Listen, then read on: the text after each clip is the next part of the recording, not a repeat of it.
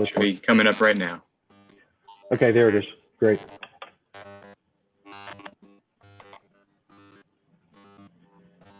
All right. All right, we have that background noise again. I'm not sure. It's feedback from somewhere. Dwayne just texted that. All right. Hey, So I think What? ask everybody to mute and then That's you what- can tell who it might be. yeah, it's hard to get that, hard to say that. But hey, Dwayne, can you mute yourself? And anybody else that's not muted, please do so.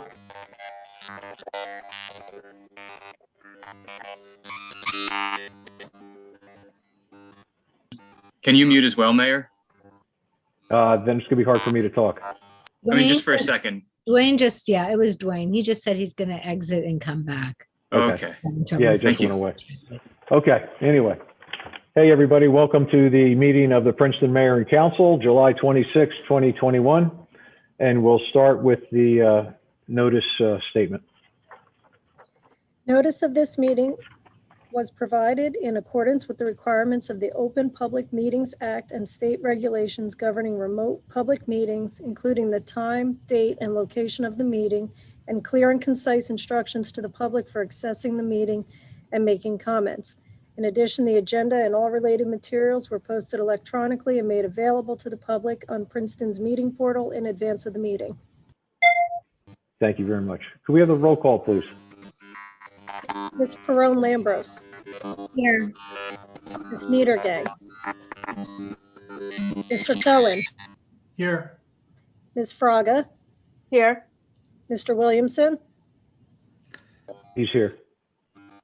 Ms. Sachs, here. Mayor Frida. Here. Hey, Dwayne, when you unmute yourself, we're getting a lot of background noise. Can you mute yourself? Adam, are we able to mute Dwayne? Yeah, yes, we are. It must be the microphone he's using. There must be a problem with the earbuds there. Yep. Okay. Just a quick update for everyone. When we get to section 11, the ordinance public hearings, ordinance 2021-20, the public hearing is actually tomorrow night and not tonight. That's the ordinance amending the shopping center district permitted uses. So that public hearing is tomorrow night, not tonight. And then ordinance 2021-23, dealing with cannabis businesses within the municipality. That public hearing is not tonight, but it is August 9th. We're not able to have our public hearing until the planning board has a hearing on that matter first. We'll announce that again when we get to that section of the agenda, but I just thought I'd announce it now in case anyone's here now for those two items. You could save yourself some time and come back later. Okay, we had the roll call. Next thing up is approval of minutes. Is there a motion on the March 8th, 2021 minutes? Okay, Leticia's got the motion and Michelle's got the second. Any questions or comments on those minutes? All right, hearing none. All in favor, please say aye. Aye. Aye. Okay. Dawn, just for the record, Dwayne, I think, has dropped back off trying to fix his audio. So that's ayes for everybody except Dwayne. Thank you. Yep, thank you. All right, announcements and reports. We'll go with council members first. Do we have any council, David? Yeah, I just want to make a quick comment regarding the Pedestrian and Bicycle Advisory Committee. I think I've mentioned this in previous meetings. There's a East Coast Greenway fundraising ride coming through Princeton, overnighting on August 28th. A bunch of the riders are going to be camping at the Y. And actually, you'll see on our agenda tonight, there's an authorization for this event that we're going to be voting on tonight. The reason I'm raising it is that they're looking for a lot of volunteers to help welcome the riders into town. We're expecting about 300 bicyclists. They're going to be all arriving at the Y and picking up luggage that they haven't carried on their bicycle before they disperse to hotels. They're going to be eating at restaurants in town that evening. We're hoping there'll be a concert in Palmer Square, a bunch of activities, and we're looking for volunteers. So if you're willing to spend a couple hours helping to unload luggage or check in bicyclists or help secure their bicycles at the bike racks, we're going to be placing a link to a sign up on the PBAC webpage on the municipal site. So I encourage you to go there and check it out. It's not there yet. I have the link, but I'll be sending it to Christina, our webmaster, to post tomorrow, hopefully. Thank you, David. Other council reports or announcements?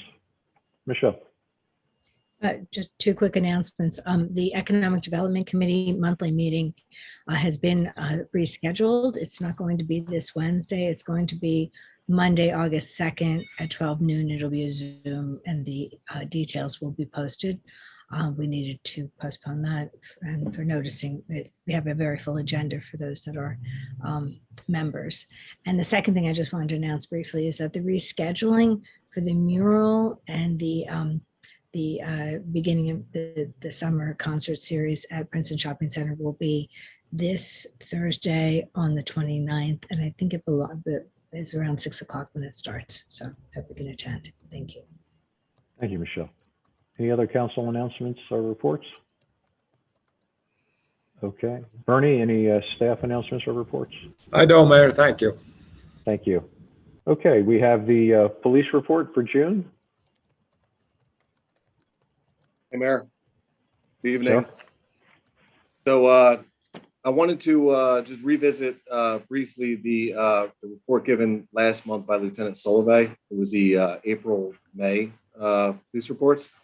And in reviewing June's report and then going back to the report that Lieutenant Solovey gave, I think worth mentioning, I know there was some discussion about some of the stop data. So I wanted to report to everyone that in looking at the monthly report from May and or April, May and June, at times the stop data, it's a small sample and it can at times be misleading. So in an effort to look at a larger sample, our RAC committee, our Risk Assessment Committee, did a much larger review. We do that as part of our policy twice a year. And what we did, we specifically looked at the summons versus warning data, but like as I mentioned, a larger sample. And in doing so, we reviewed a full 12 months, June of 20, all the way to mid-June of 21. And we found no alarming patterns or trends that would require action on our end as an administration. In fact, the data that we reviewed showed that all of the various ethnic groups were within 10% of the average. So we were happy to see that. We're going to continue to monitor on a monthly basis, as we always do. But I just thought tonight worth mentioning was that sometimes when you look at the small sample month to month, it can be misleading without the larger sample of information. So typically we do our RAC reviews every 6 months, so twice a year. So we'll be looking to do that again at the end of 21. I also wanted to comment, I know there was some discussion about the license plate readers that had stemmed from the permit parking subcommittee, and just wanted to give some information as to how they're used and applied here in Princeton, daily. What I would say is that this was equipment that was given to us by Mercer County Prosecutor's Office back in 2016. And we use that application daily,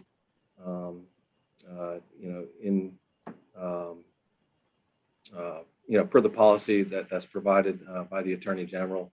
The equipment belongs to the county and is managed by the county. And we use it on a day-to-day function, and it's helped us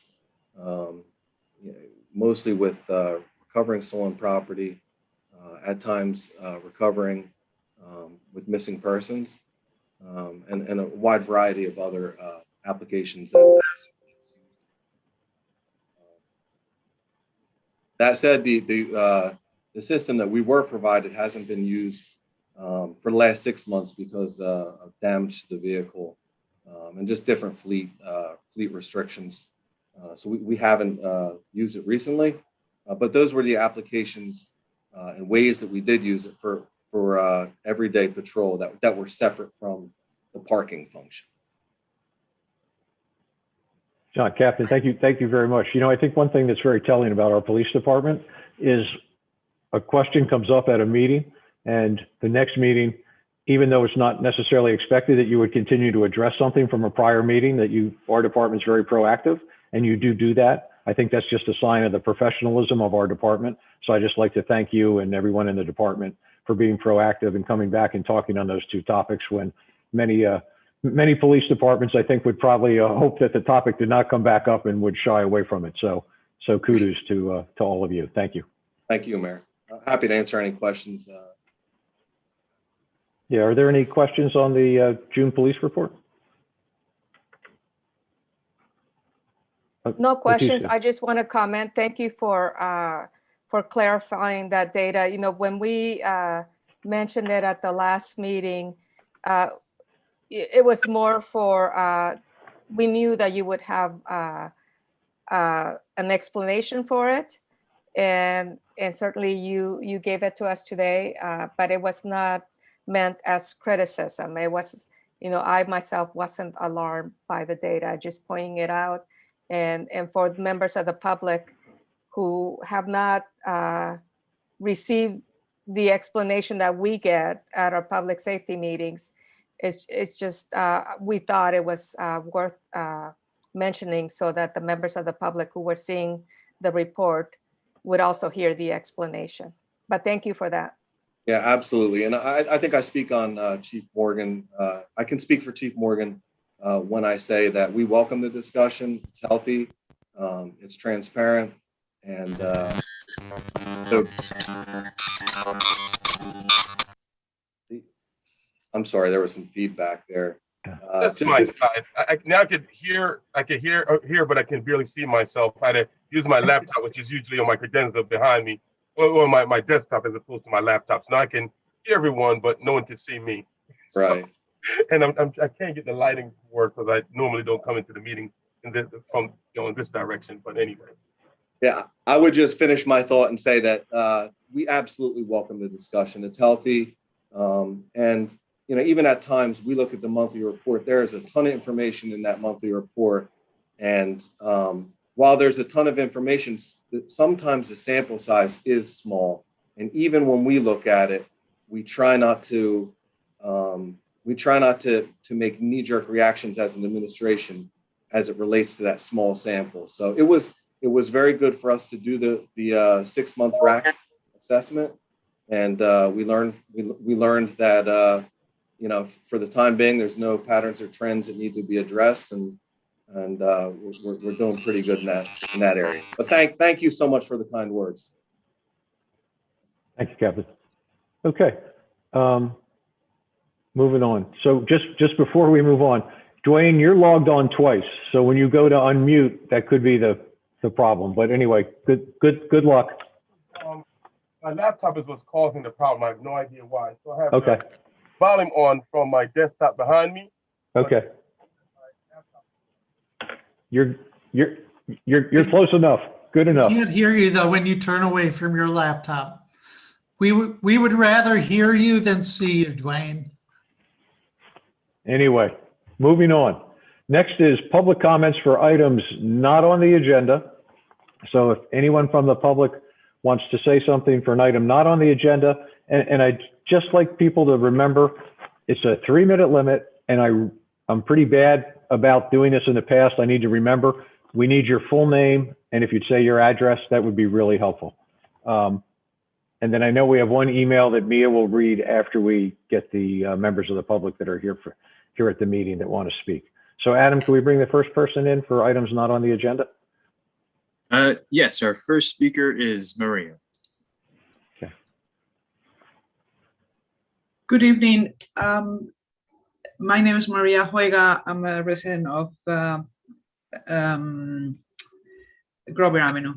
And my question is for Captain Boucher, but is not an agenda item because it does not relate to anything in the report. I was very excited to see the information that was released a week or two ago regarding the partnership between the police department and an organization called Volunteers of America.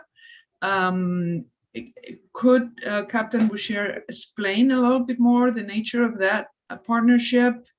Does it involve a contractual arrangement between the police department and the organization? Are they going to have a local base to operate from? And what would be the interaction and coordination between them and the Human Services Department? So let me, Captain, before you start, sorry. I just want to be clear that the public comment section is not usually a back and forth, but I'm, Captain, going to ask you to respond in a summary fashion, and then we're not going to be going back and forth on this. So I'd like you to give your reply, and then we're going to move on. Yes, Mayor. So the Volunteers of America and our dealings with them started, a few weeks ago. Prior to that, we looked into it. Basically, they supplement the resources that we already use. And the partnership, they are housed or stationed out of the Lawrence Township Police Department with one individual assigned specifically to the Princeton Police Department. And how it works is we use them as we will refer people to the Volunteers of America.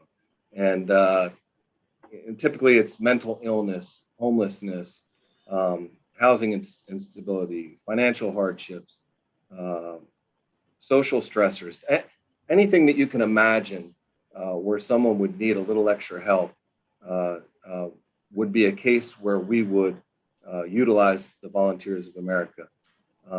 But I would be clear, I want to be clear when I say that they replace nobody. We will continue to rely on human services and the relationships we've built there. We will continue to rely on all the other partnerships that we have. But we're very excited about the new relationship with the Volunteers of America. And I only think it's going to help the people that live, work, and visit Princeton immensely. And as much as I said summarize things, I'll just ask you one follow-up question. The Volunteers of America, I think, are available 24 hours a day, so we can get their help at almost any time, days, nights, weekends. That's right, Mayor. So typically when we run into an encounter with someone in Princeton, what we would do is enter that person's information into a database. The Volunteers of America work during the daytime. They have daytime hours, but respond within 24 hours usually of someone being entered into the Give Hope database. Thank you. May I ask a follow-up question or?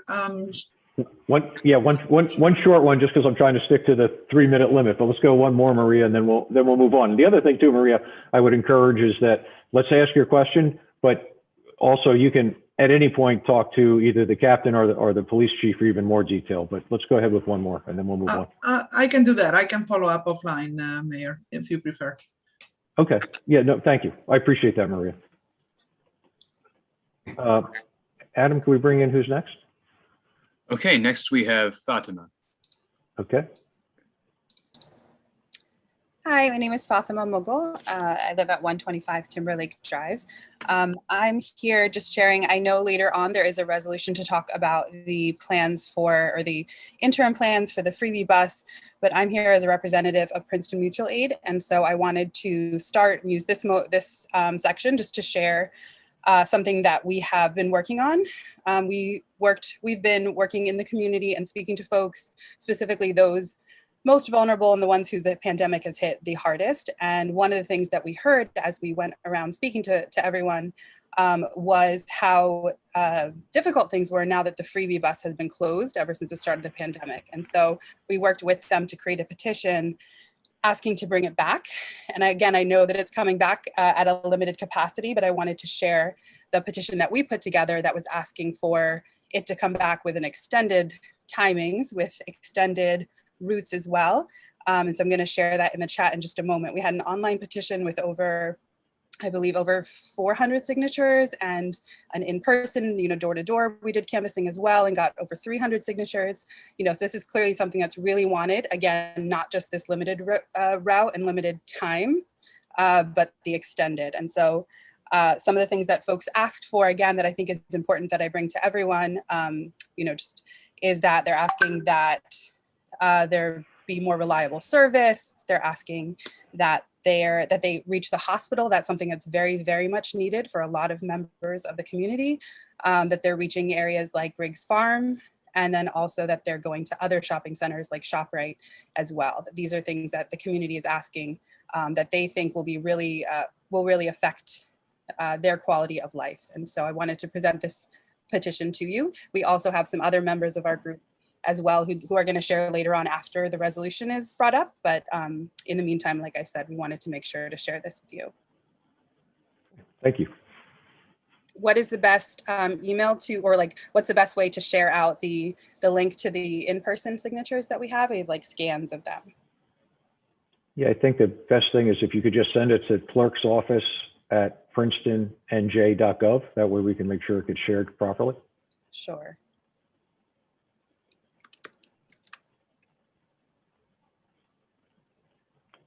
Okay, thank you very much. We'll hear from you later on then. Adam, can we bring in the next member of the public? Okay, speaking next is Rishikesh. Hi, folks. My name is Rishi Somayaji. I live at 4615 Quail Ridge Drive. Yeah, I just wanted to speak a little bit more about the same thing. I'm also a member of Princeton Mutual Aid, and I just wanted to speak a little bit more about the lack of transit or the lack of the freebie and who that affects most. So we know that the current interim plan has planned transit for 9 to 12 and 2 to 5 on weekdays. So we've been hearing from folks, again, this is not us, this is from the community, about how I'm sorry, could I just, if you're going to talk specifically about the plan that we're going to enact, why don't we save that for when we get to that part of the meeting, so we don't have to repeat it again? But if you have something other than that you want to say now, this would be the time to say something other than that. Okay, so if we're, yeah, I guess I just want to say that it was actually 837 total signatures. Okay. And yeah, I will wait for the transit part of the meeting. Yeah, that way we just have the discussion at one point, so it just makes it easier. Thank you. Okay, I didn't know that there would be public comment opportunity at that time, so we wanted to make sure. Okay. No problem. We'll do that. Thank you. Okay, is there any other member of the public in the audience that has an item not on the agenda that they want to talk about? Seeing no hands, Mayor. Okay, thank you. Mia, can you read the email that we got? Sure. Can you hear me? Yes. Okay, great. This is from Stacy Noonan, Managing Attorney for Community Health Law Project.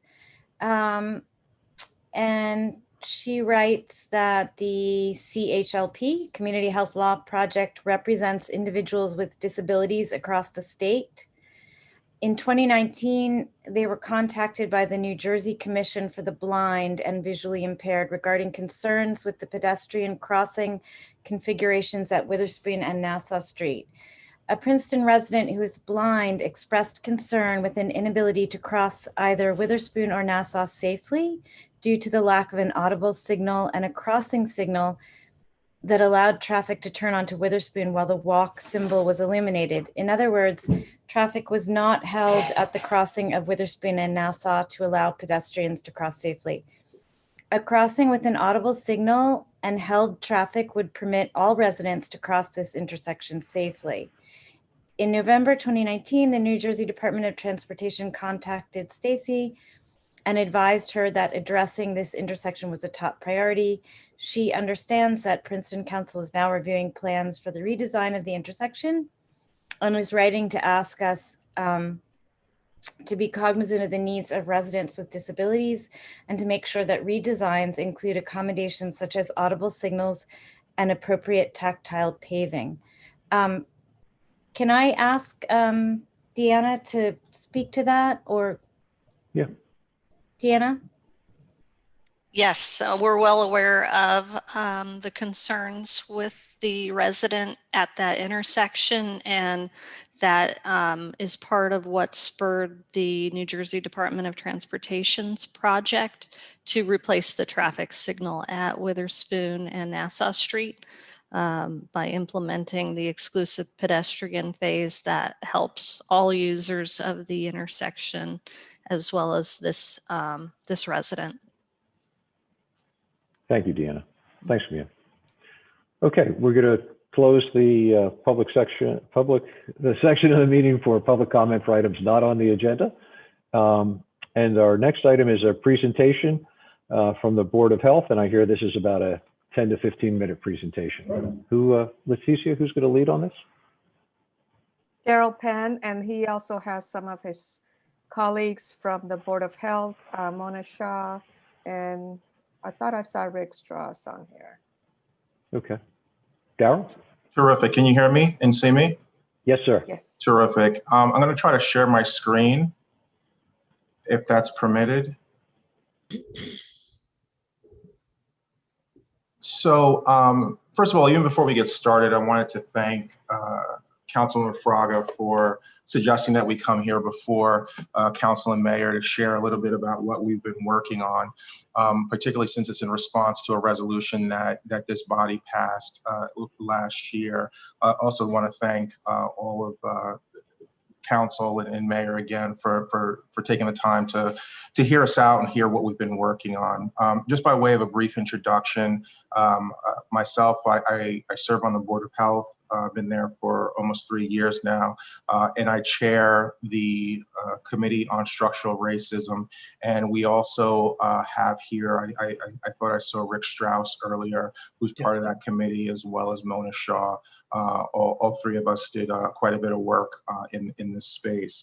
We also, I thought we might have our board president on the line here today, but I'm afraid either she couldn't make it, or she's maybe in the public section of the virtual meeting. So nonetheless, just to give a little bit of background, after after Council and Mayor passed a resolution declaring racism a public health crisis, the Board of Health immediately took it up, and we looked to implement and pass a resolution of our own. And in doing so, as we reviewed kind of those early proposals of what this could look like, or what our response or position could look like, we determined that there really wasn't an action item or something that we felt was meaningful enough in terms of action in response to what we were considering proposing. And so we sort of retooled ourselves. We stood up this committee at the beginning of this year,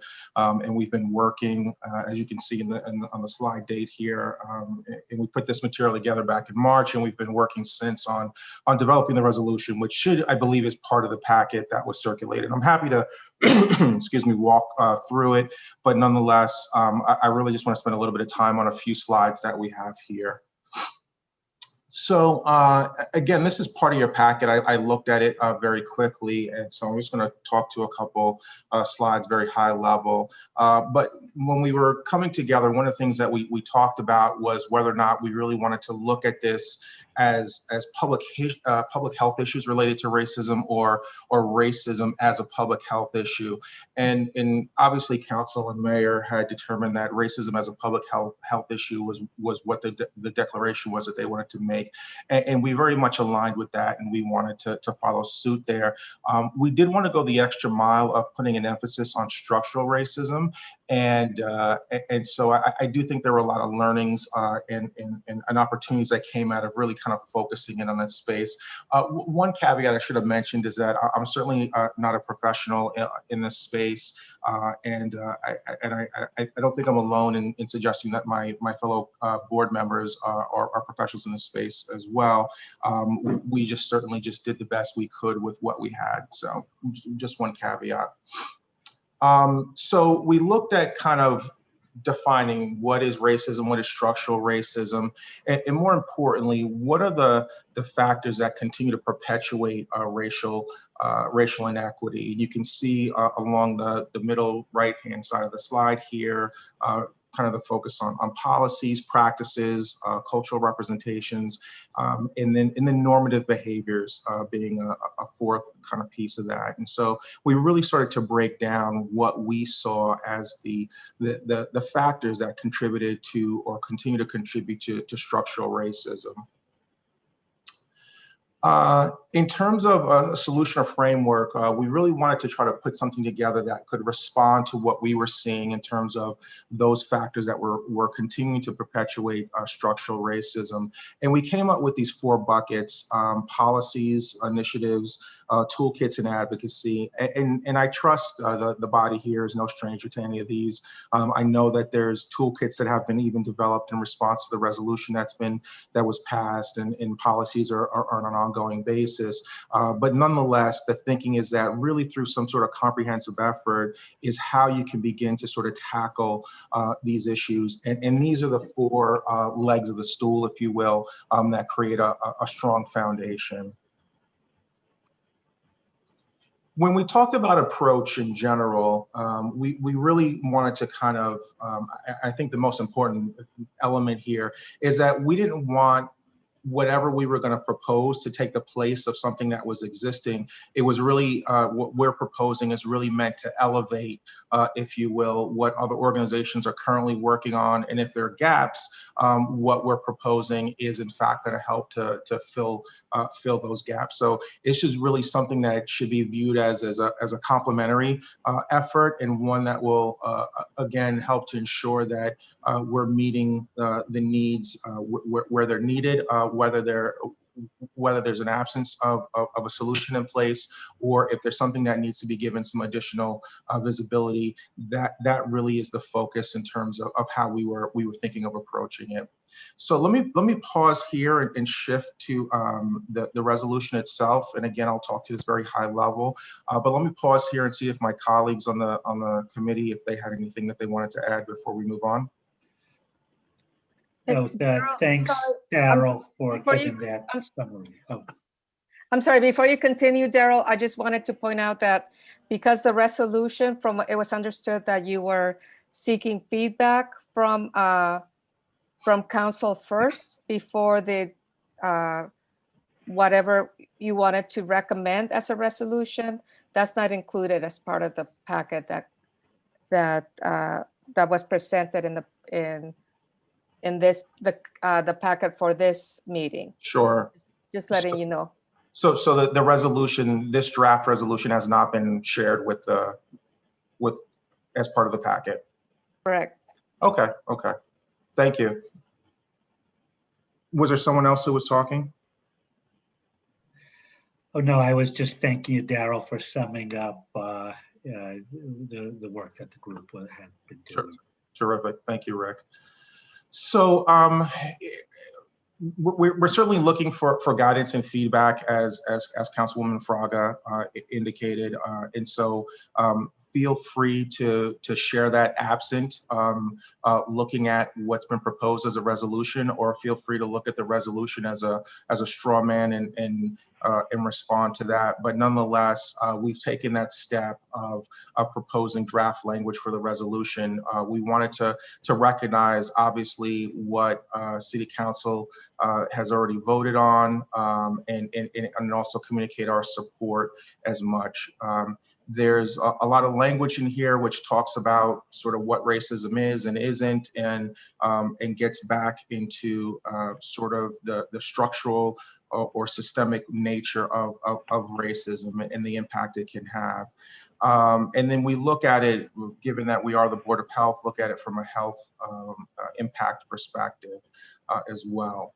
And so what we propose in short is that there be a body that's set up, a task force, if you will, and that task force be made up of a diverse representation of the community, not only from a subject matter expertise perspective, but also from the makeup that's representative of the broader Princeton community. And again, the thinking here is that it's really through collective action and with everybody coming together that we can make a more concerted effort at targeting what's needed in this space. And then again, we really wanted to ensure that what was put forward was actionable, and so we wanted to propose that monies be made available and staff time be made available to really commit to this effort, just to set up some initial programming. This would be outside of the Board of Health, but nonetheless, it would run independently and again, pull the various bodies together, representing the different sectors of the community, as well as the segments, including the university, churches, and local businesses. So let me pause here. I'm not sure how I'm doing on time, but I'm happy to entertain any questions if there's going to be a Q&A. And again, I would ask that my colleagues on the committee share any perspective that I may have missed. Thanks, Daryl. Are there council questions or comments? I just, sorry, yes, I just wanted to comment, and I don't believe it was mentioned that this subcommittee from the Board of Health did consult with our Civil Rights Commission and also members of Not in Our Town to solicit feedback as they develop this, what they're working on as far as eventually going to be making recommendations to council, mayor and council. Yeah. Okay. And then we can get this draft resolution sent out to the council so they can have time to look at it and look it over. And absolutely. Okay. That would be great. Do we have any other council questions or comments right now? Dwayne? The next step then, council accept this resolution or a. Dwayne, you might have to turn around if you're speaking to your other computer. What happened is the volume. I don't want to turn on the volume on the laptop because that's what's creating all the distortion. So I have the volume on my desktop behind me, but when I turn on my desktop behind me, you can't see me. My lighting just doesn't reflect over here, which I've never noticed before. But anyway, so now you can see me. You can't see me, but you can hear me. I guess the next steps are, because this is vital, and I think, and thank you first of all for the great and important work that the subcommittee of the Department of Health did with the CRC and with Not in Our Town. Just trying to figure out the next actionable steps. Step number one would be that council reviews that draft that we just saw, and at a certain point in the future we'll accept this draft. And then after that we create a task force. And I'm figuring from what I saw in the draft so far, I guess the concept of the task force is that there is where we create some concrete, actionable, affirmative steps we can take to address issues of racism in the town. That's the idea. It is, in fact. We didn't want to be too prescriptive in what it was that we were proposing. We do feel between the presentation and what's highlighted in the PowerPoint slides, there is structure there that one could follow. There's a number of initiatives on a small scale that could begin to be pursued immediately. We talked about, as a Board of Health, implementing a symposium, things along those lines. There's things that can be done with very, very limited budget, but you just need dedicated FTE or partial FTE in order to ensure that the effort continues to move forward. And I think that's the biggest thing that council can do. Again, the thinking here is that the broader contributors to an effort like this are the ones who can really drive the kinds of solutions that we would ultimately want to adopt as a broader community in Princeton. Thanks. Thank you. Mia? So I think this is really exciting, and I'm just going to say what I always say when a resolution like this comes to council, so it won't be new, but I think feel like we're really good in Princeton and passing resolutions that sound lofty, and we're also good at going to Heinz Plaza and demonstrating. And you know, I hope that and I feel like those two actions often leave people feeling like they're social justice warriors and that we're, you know, changing the world. And so I hope with this resolution that there will be concrete suggestions, and it sounds like that's how the direction in which you're thinking, and that it won't be yet another lofty sounding resolution that we pass and pat ourselves on the back and then move on to business as usual. And I also just want to say that in Princeton, it's it's hard to think about any of the things mentioned in that resolution without focusing on housing. And I do hope that housing, not just for the people who are here, but for others, will be a focus, because as long as the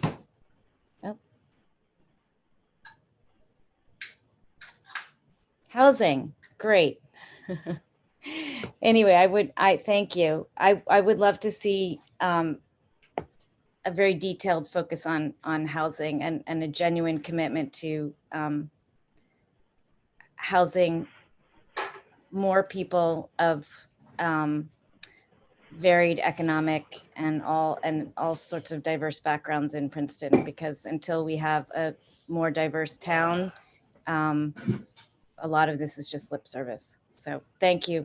And I strongly support this. Thank you. Here, if I may add. Yes, sir. Yeah, the Affordable Housing Board, of course, and I could add PHA to that also, but particularly the Affordable Housing Board has been working on a lot of initiatives to remove different obstacles to housing. Maria, who earlier is on that board, and I just wanted to Mia's point, and so I guess at a certain point in the future, when we put together, presuming that council puts together this task force, a lot of the work is being done. I guess it'll be great to have one central group bringing together a lot of the ongoing work that different groups, that even Corner House, et cetera, that has, you know, different initiatives they've been working on that can work towards the results of the proposed resolution. Thank you, Dwayne. Other council questions or comments? Okay. Daryl, was there anything else that you wanted to cover at this point? It sounds like, you know, we need to get the resolution in front of everybody so we can try to make some progress. We'll absolutely do that. We look forward to receiving additional feedback. This has already been constructive, hearing some of the opinions. And again, thank you, Councilwoman Fraga, for pointing out that we are working with other partners in the community in order to continue to advance this. We may not fundamentally agree on every point, but nonetheless, it's important that we continue to move forward as best we can. So thank you again. Thank you very much. Thank you for the presentation. We appreciate it. Okay. Next item on our agenda, we have a work session, and the first item in the work session is the federal funding American Rescue Plan, and our CFO, Sandy Webb, is here to help us on that discussion. Thank you, Mayor. So if I can share my screen. Just a real short PowerPoint presentation that Bernie and I went through this morning.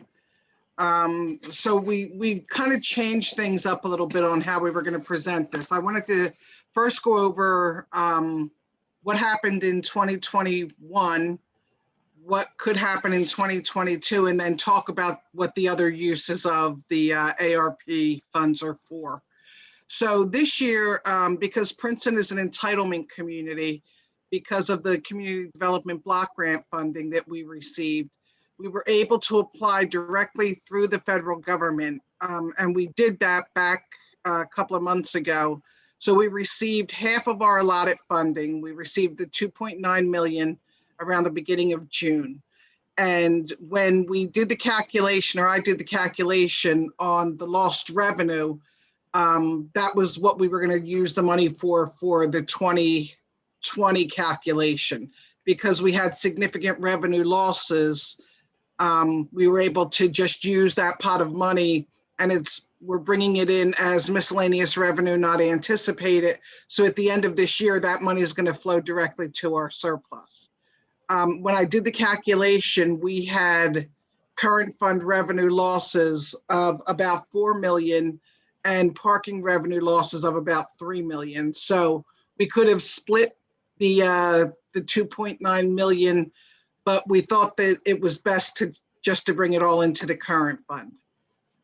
So when we talk about 2022, I know this is where we're talking about uses of the funding.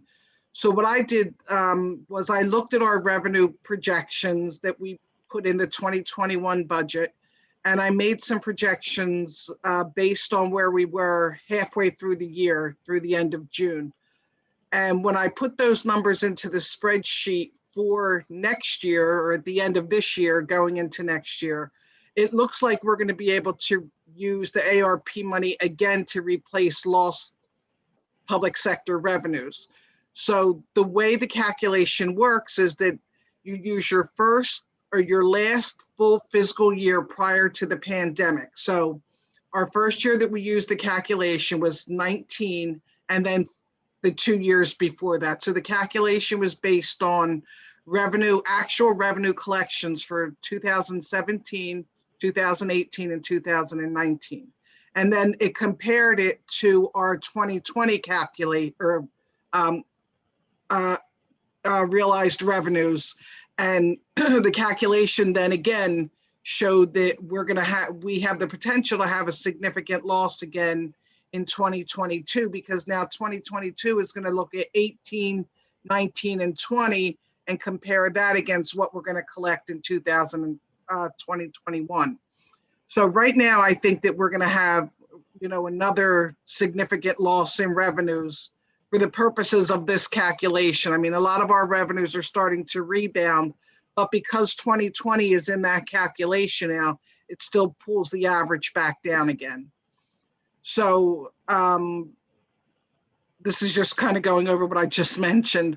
But the way the calculation works is it takes the average annual revenue growth or an escalator of 4.1%. Again, this is all directly right from the federal government. And one of the things that Bernie and I, when we went through both the calculations and then putting together the presentation, one of the things that we really wanted to stress is that the easiest thing is to bring it in as a loss of revenue, because that gives us a lot of flexibility in terms of what we want to use that money for, what we potentially could use it for. So we've got 2.9 million in the bank right now. So thinking of that maybe going forward, if there were projects that we wanted to do outside of the actual uses of the ARP funds, that gives us a lot more flexibility. So what can the ARP money be used for? Well, the obvious one is replacing the lost public sector revenue. Another use of the funding is investing in water, sewer, and broadband infrastructure. Now, I know we've had a lot of dialogue about the broadband infrastructure, and so maybe while this money is sitting in our surplus, we could still think about maybe using it for broadband infrastructure. It also provides premium pay for essential workers, supports public health expenditures, and I know you have a couple of resolutions on tonight.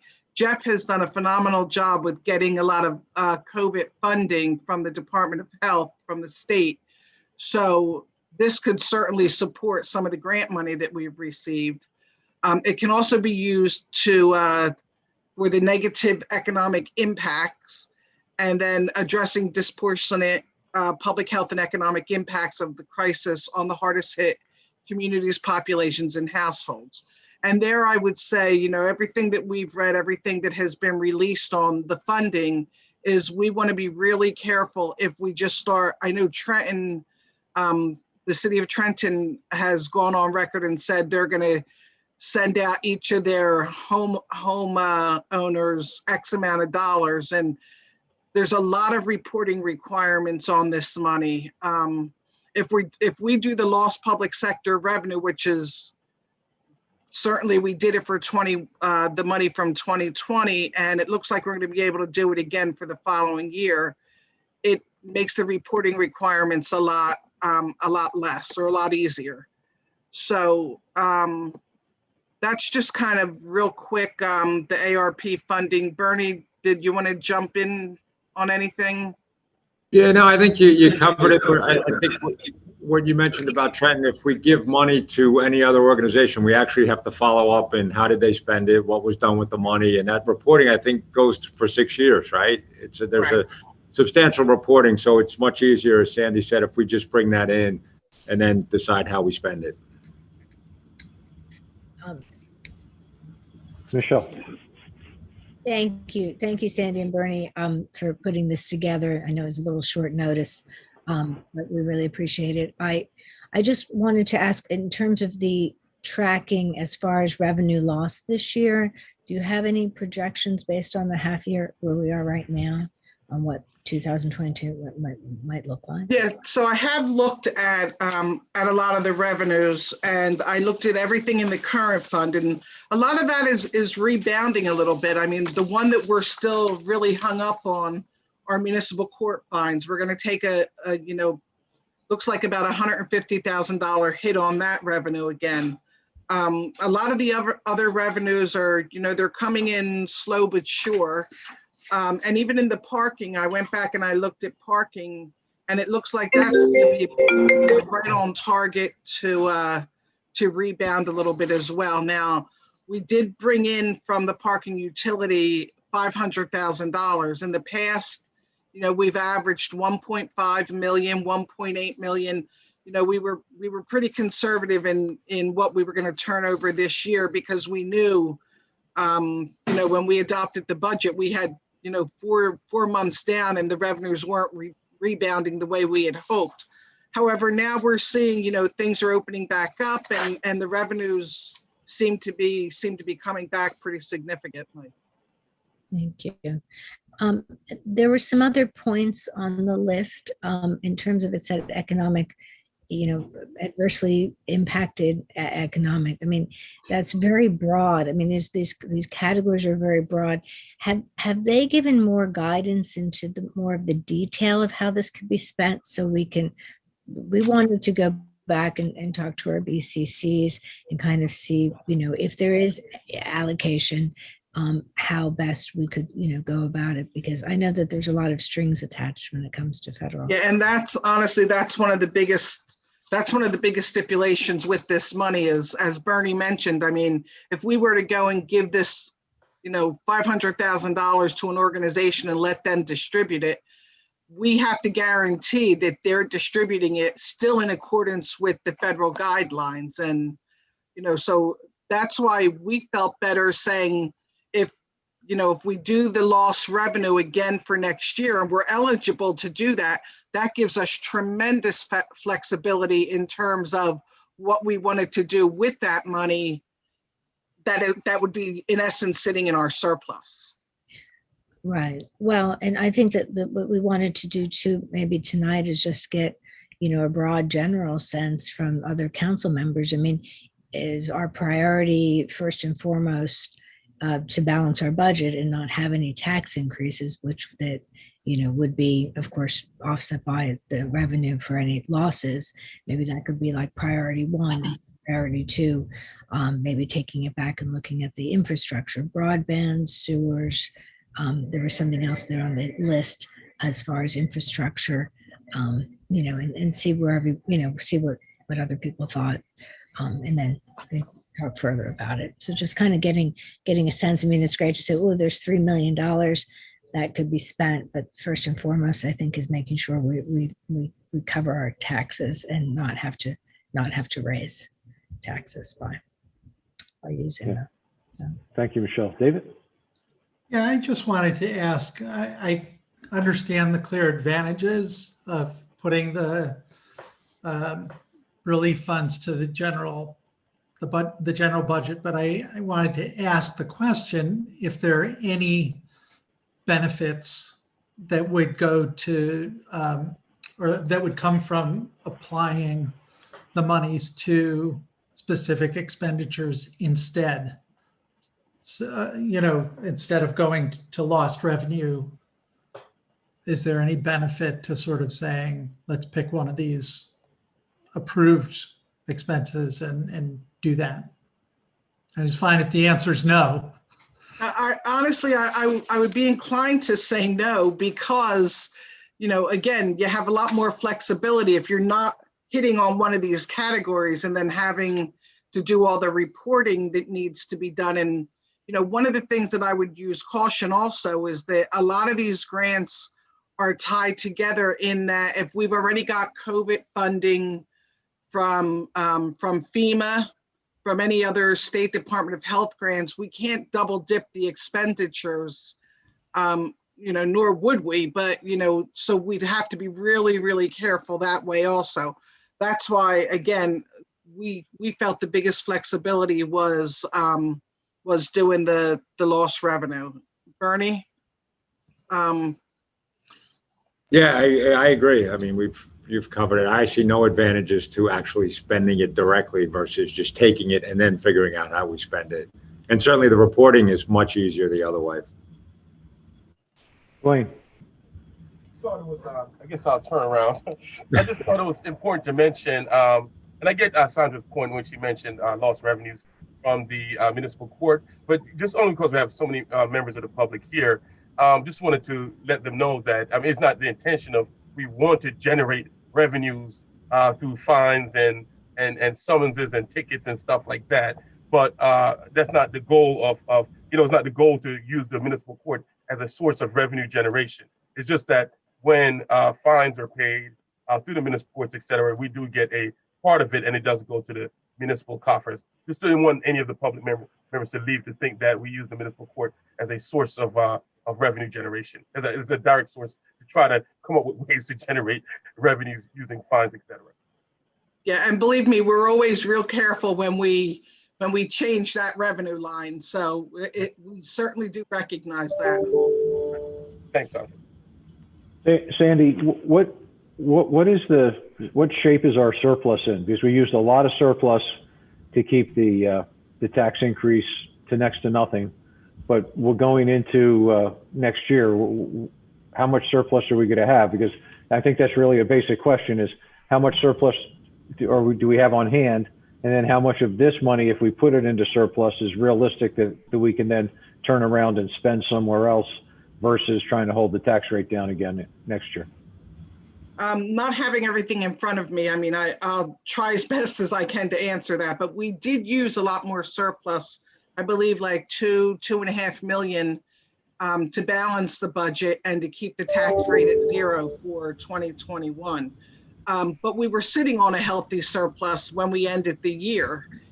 Even though we had significant revenue shortfalls, you have to remember that we took a really proactive stance last year at the end of the year when we canceled about $2.1 million of budgeted expenses, budget appropriations that would not have lapsed a surplus until the end of this year. So we brought them in a whole year ahead of time. So so that put us in really, good financial shape in terms of our surplus. And so I'd say right now, we may be down slightly on the surplus because we used so much more, but certainly this money, this $3 million is going to probably put us right back, maybe even a little bit higher than we were the prior year. All right, so the $3 million that we got in June, which would then make the other payment for next year, that money would be likely to be available for other uses. Possibly. To take out put it to surplus and then take it out of surplus. Okay. Right. Thank you. Leticia? Yes. So I do understand the concept of making up for lost revenue, and for me, just looking at the title American Rescue Plan, and also understanding that in our community alone, that there were some that were more impacted harder than others. And so if there's any surplus and any leeway for us to be able to And I also understand that there's grant funding available that is separate from this.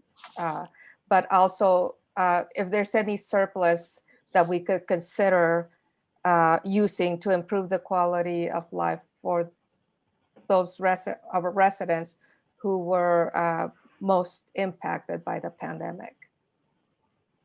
So It's something that I want us to consider.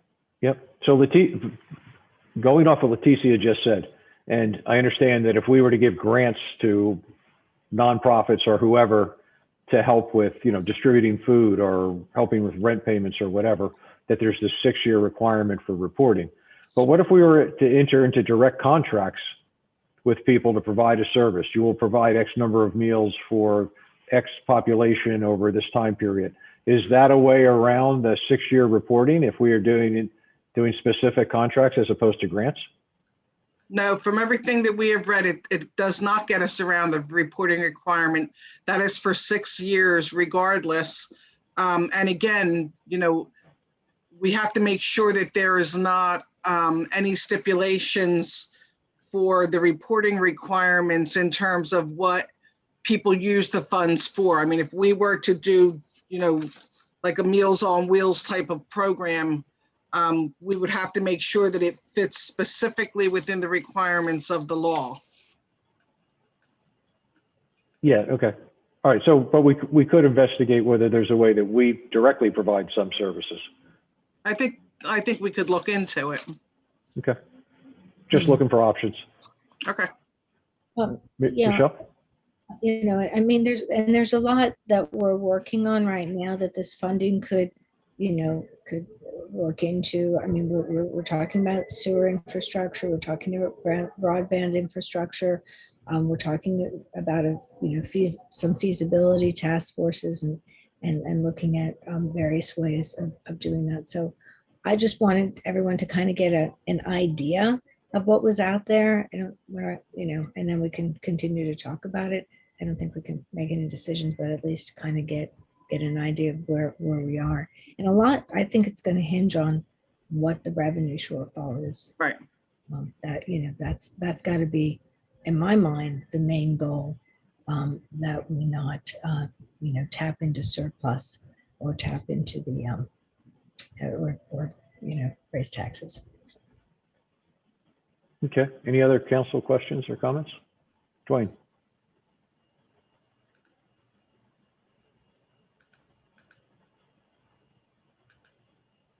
Dwayne, you're muted. Because I'm dealing with 2 different computers anyway. All right. Just wanted to remind members of the public and everyone watching that keeping a healthy surplus is actually in our best interest, even for a lot of folks struggling to stay in Princeton, because when we have a healthy surplus, it keeps us at a AAA rating, which means we borrow for less. And so we have to pay less money out for debt service going into the future, which means we keep our expenditures lower, which means we keep taxes lower, which makes it easier for many Princetonians, especially those who are having trouble being able to afford to stay in town, So keeping a healthy surplus doesn't mean that we just keep money on hand that shouldn't be spent and we don't want to spend it. It in itself has that fiscal benefit, which also has a real benefit to folks who are struggling to be able to afford to stay in town. Thank you, Dwayne. Michelle? Thank you, Dwayne, for making that point very succinctly. We have a lot of obligation with the affordable housing that is coming down the pike. There will be borrowing and bonding that the town will have to do. The better our rate, the better we'll be financially in good stead, because that we'll be able to borrow at even lower interest rates. I mean, it's pretty amazing what a municipality that's well run can be able to do. So we just want to make sure. And thank you, Dwayne, for making that point. Okay. Any other council comments or questions? All right. Sandy, thank you very much. Okay, thank you. Yes. Okay. Next item on the work session is consider the removal of the kiosks on Nassau Street at Witherspoon Street in conjunction with New Jersey DOT project to replace the traffic signal at that intersection. Deanna? Hi, good evening. We're going to be joined as soon as Adam brings them in by Jamini Patel, Andrew McLean, both are with NJDOT, and also Zachary Soralik with STV, their design consultant for the concept phase. So as you recall, back in March of 2021, the New Jersey Department of Transportation had a preliminary preferred alternative to improve the traffic signal and intersection at Nassau Street and Witherspoon Street. And that included replacing the traffic signal equipment, putting in an exclusive pedestrian signal phase, and installing curb extensions on Nassau Street at the intersection. As the design has progressed, the Department of Transportation is looking at a much larger signal control box than is currently located at the intersection. And we are seeking guidance from Princeton Council as to whether or not there would be consideration of removing the kiosk at the intersection so that we can accommodate the new controller box in the pedestrian space on Nassau Street. So with that, I'll turn it over to Jamini and Andrew, and they can share screen and give you more details on this. Thank you for that, Deanna. Good evening, everyone. I'm Jamini Patel. I'm the project manager from New Jersey Department of Transportation, and I'm here to represent our project Route 27 and Witherspoon Street intersection. It is a safety improvement project rated 10 out of 10, 10 being the highest. So safety is concerned at this location. We've been communicating for some time with Deanna's office along with HPC. And back in March, we received a resolution of support. So thank you very much on behalf of NJDOT for supporting this project. We are in final design. We have Andrew with us. He's our lead designer. We submitted a few documents to Deanna's office, and construction have been planned for next year. So we're really time is an essence. We are going to be using COVID relief funds for the construction of this project. So this project is really important to us. We are here to talk about these two main topics about kiosk and controller. And we're hoping to receive an answer that would really help us move this project along and possibly deliver it to you and Township of Princeton and the citizens by next year. So I'll ask Andrew to share some screen and share our design with you guys, and we'll take questions after that. Andrew? Hi, thanks, Gemini. Thanks, everyone. As Gemini said, my name's Andrew McLean. I work in roadway design at NJDOT, and I'm the in-house design coordinator for this project. So I'm just going to kind of give a brief summary of the project that's going on, and then go into specifics of why we're requesting input from the council. So I'm just going to share my screen real quick.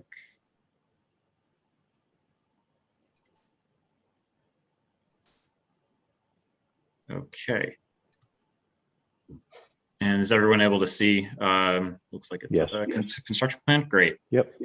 So the proposed improvements that we're making are in conjunction with the town's own improvements currently in design along Witherspoon Street. So what DOT is doing is at the intersection of Witherspoon Street, we are providing what are referred to as bump outs, where we are extending the sidewalk out into the shoulders along Nassau Street and narrowing Witherspoon Street itself. In addition, we will be upgrading the curb ramps to meet ADA compliance and upgrading the traffic signals to current standards. Now, I will just jump over. Now in talking, so this is a zoom in of our current draft electrical plans. So in talking with our traffic and electrical engineering folks, basically the intersection, the traffic signal itself is powered by a manhole right here, owned by PSE&G, which powers the entire intersection. So what they've explained to me is they prefer that the controller and meter cabinets are located in this in the northwest corner, basically where the existing one is now. The existing one is just a little bit over right where my cursor is. So the as mentioned, the current foundation is much larger than the one that's out there. The one that's out there is actually a pretty old standard from what I understand. The current one is about 8 feet wide by or 8 feet long by 3 feet wide. So the preferred location is basically right where the kiosk is at the moment.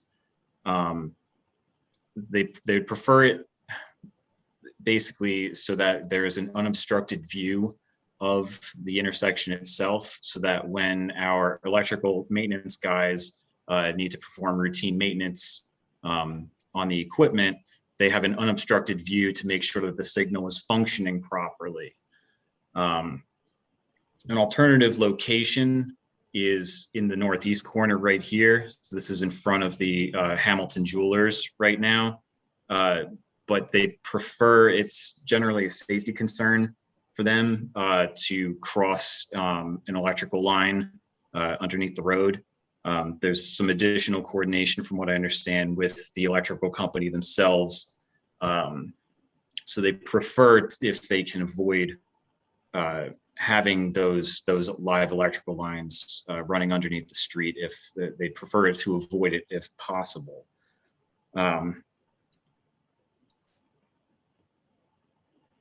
I think that was about what I had for as far as the presentation goes. Again, we're looking for some feedback from the town. Andrew, yes. Andrew, could you talk about why the kiosk cannot be repurposed with the equipment inside of it? Oh, yes. So that was one thing that was explored back in March, April. The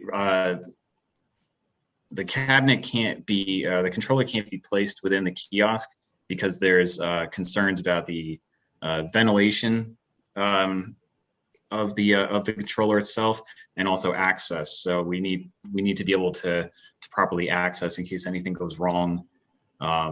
So confining it is not our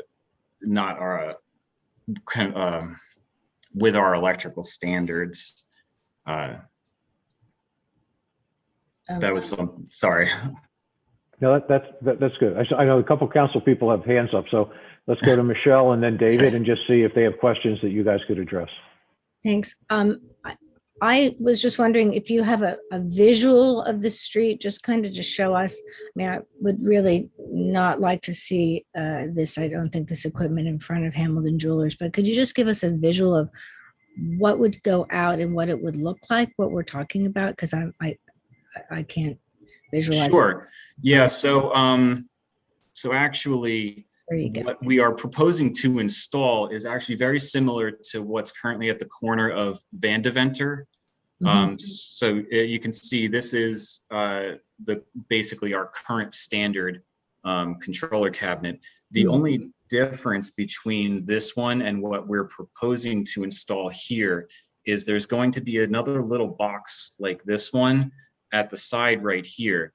And what that's for is if the town wants to set up an emergency backup generator. So in case the power goes out during a storm or some other event, there's a backup generator there so that the traffic signal will continue functioning properly.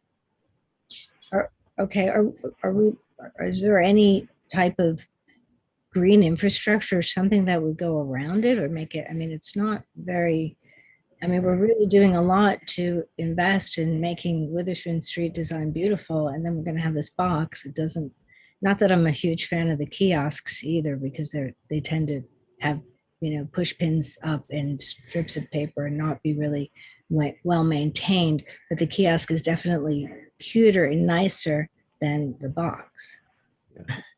I can't argue with that. Question, Mark? Sure. Yeah, David has his hand up next. Go to David and then go to you. Andrew, could you unshare your screen for a moment? So I think Absolutely. in our agenda package, there's a picture of this corner as it is now. And I'm going to see if I can bring that up while we're all talking. Thanks. David?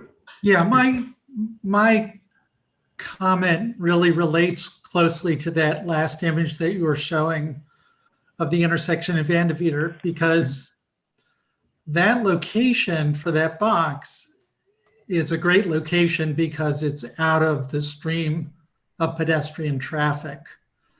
The location that you're proposing, you know, is, I mean, Deanna might remember, we're talking about 10,000 pedestrians a day crossing Nassau Street at this location. And that just gives you an idea of how crowded it is. And I think that having a cabinet of this size obstructing that pedestrian traffic is really going to be unfortunate. You know, I agree with Michelle. It's not the most likely thing either, but I'm more concerned just about the space that it's taking up in a very, very crowded sidewalk. And I heard what you said about the location of the manhole and all, but it really seems to me like the ideal location for this, if the technical challenges can be overcome, is on the university side of the street, because there are a lot fewer pedestrians on the university side of the street. Let's hold the answer to that. Let's get to Mia's question, and then we'll see if we can answer the questions all at one time. Well, maybe you answered this and I wasn't listening, if so, I apologize. But did you say whether you had looked at an underground placement? We did not, but I don't think underground placing the cabinets underground is something we typically do. I'm not familiar with that as part of our standards. Usually the cabinets are placed on top and usually in some part of the intersection where, again, we'll have full visibility for maintenance, but obviously we'd like it to be tucked away from, you know, any obstructions with pedestrians or anything like that. Because, you know, we are digging up the street and putting all, you know, completely reworking the infrastructure under the street. So it would be an ideal time to put that under the street. And it is so hideous. And I'm really disappointed in HBC that they said they have no objection to it. I mean, you know, it's not historic looking at all. And it's they only said they didn't have an objection to removing the kiosk. They didn't see the cabinet. They haven't seen. Okay. I mean, you know, I know some people have issues with the kiosk looking messy, but I do think it's sort of, you know, consistent with the university town and, you know, the flavor of our town and communicating with one another. And I mean, I would like to see some exploration of something other than putting it there. I would like for you to work with our engineer and see if maybe it is possible to put it underground. Can I just ask, how big is the box compared to the kiosk that sits there now? I don't know the exact dimensions of the kiosk, but in looking at, I guess, the pavers in the street, I would say it's going to be a little bit large. It'll be a little bit more of a footprint than what you're seeing now. This looks like it's probably about 4 or 5 feet wide, and the foundation will be 8 feet by 3 feet. So it'd be wider but narrower. Correct. Yeah, it'll be narrower in terms of the pedestrian walking space, but it'll be a little bit wider than, you know, the view we're seeing right now. Correct. Okay. Michelle? So a couple of couple of ideas just to throw out there. I mean, now I like the kiosk a lot more than I like the box. So I'm not wild about the kiosk, but I have heard, Mia's point. What if the kiosk could be rebuilt and built around it? A, one possibility, or B, some type of greenery. I mean, I would really be opposed to having just the box by itself. I mean, I think it needs to have some kind of something visually to, and if you get rid of the kiosk, I think it's not as much of an obstruction for walking. I mean, unless you could put it to the other side on the university side, that would help. But if you had to put it there, and you took the kiosk away, I'd say you needed to build something to camouflage it. Agree. Can we just address David's question? I mean, I know you did say you prefer not to go under a roadway to put it on the other side of Witherspoon. So I imagine you'd say the same thing as far as putting it on the other side of Nassau Street, but better for you to address that than me. I think putting it on the university side might have run into some issues with the State Historic Preservation Office because of the historic and cultural significance of the Fitz-Randolph Gate, the entrance to the university there. So I think, I don't know if Deanna or Gemini, this might have been a little bit before I was even on board with this project. If you guys have any other, if there was any discussion about that.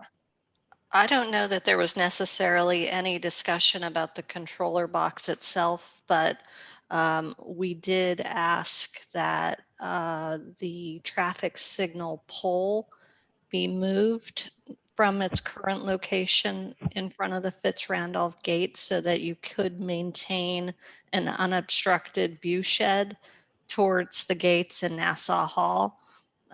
So I would presume, and I'm not going to speak for SHPO or our own HPC, but I would presume that they would have an issue with placing the box on the university side of Nassau Street. I mean, I think it really could be put off to the side and not in front of the gate. I'm not suggesting putting it in front of Fitz-Randolph. So just so we're not here all night discussing this, can we ask DOT to investigate the probability of it moving to the other side of Nassau? Can we also ask our engineering department, and sorry to do this to you, Deanna, but ask our engineering department to work with DOT to see if there is a way to rebuild the kiosk so it kind of hides I mean, what you could do with this kiosk is, and this is what I'm going to say, sounds a lot simpler than in reality what it takes to do. But if you kept the roof and made two parallel walls and the box was in between it and you had a gap and one wall was able to pivot and you could get to the section of the box that you need to service, that way you kind of hide the box and you get it on your location. So I'm just wondering if there's a way to do some hybrid solution like that that kind of meets both kind of needs. And I would just point out there are louvers that you can put in for ventilation. I think that there are ways to enclose this that should be able to address the concerns of ventilation. Anyway, so I don't know from DOT if I know you want a decision sooner than later, but is there a way that we could try to find some middle ground on this over the next week or so? And then, well, I mean, what's your drop dead date for having to have a resolution? I mean, we would have, sorry, I cut someone off. No, go ahead, because Andrew, I'll defer that to you because you're in a design side and it would be, it's taking away from your time.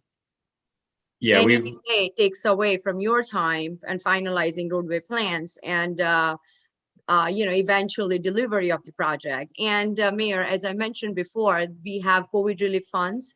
So we have program for this project and it's safety concern. We really want this to move forward as much as you do, I'm sure. So yeah, I guess we can get back to Deanna, work together because this is a unique situation.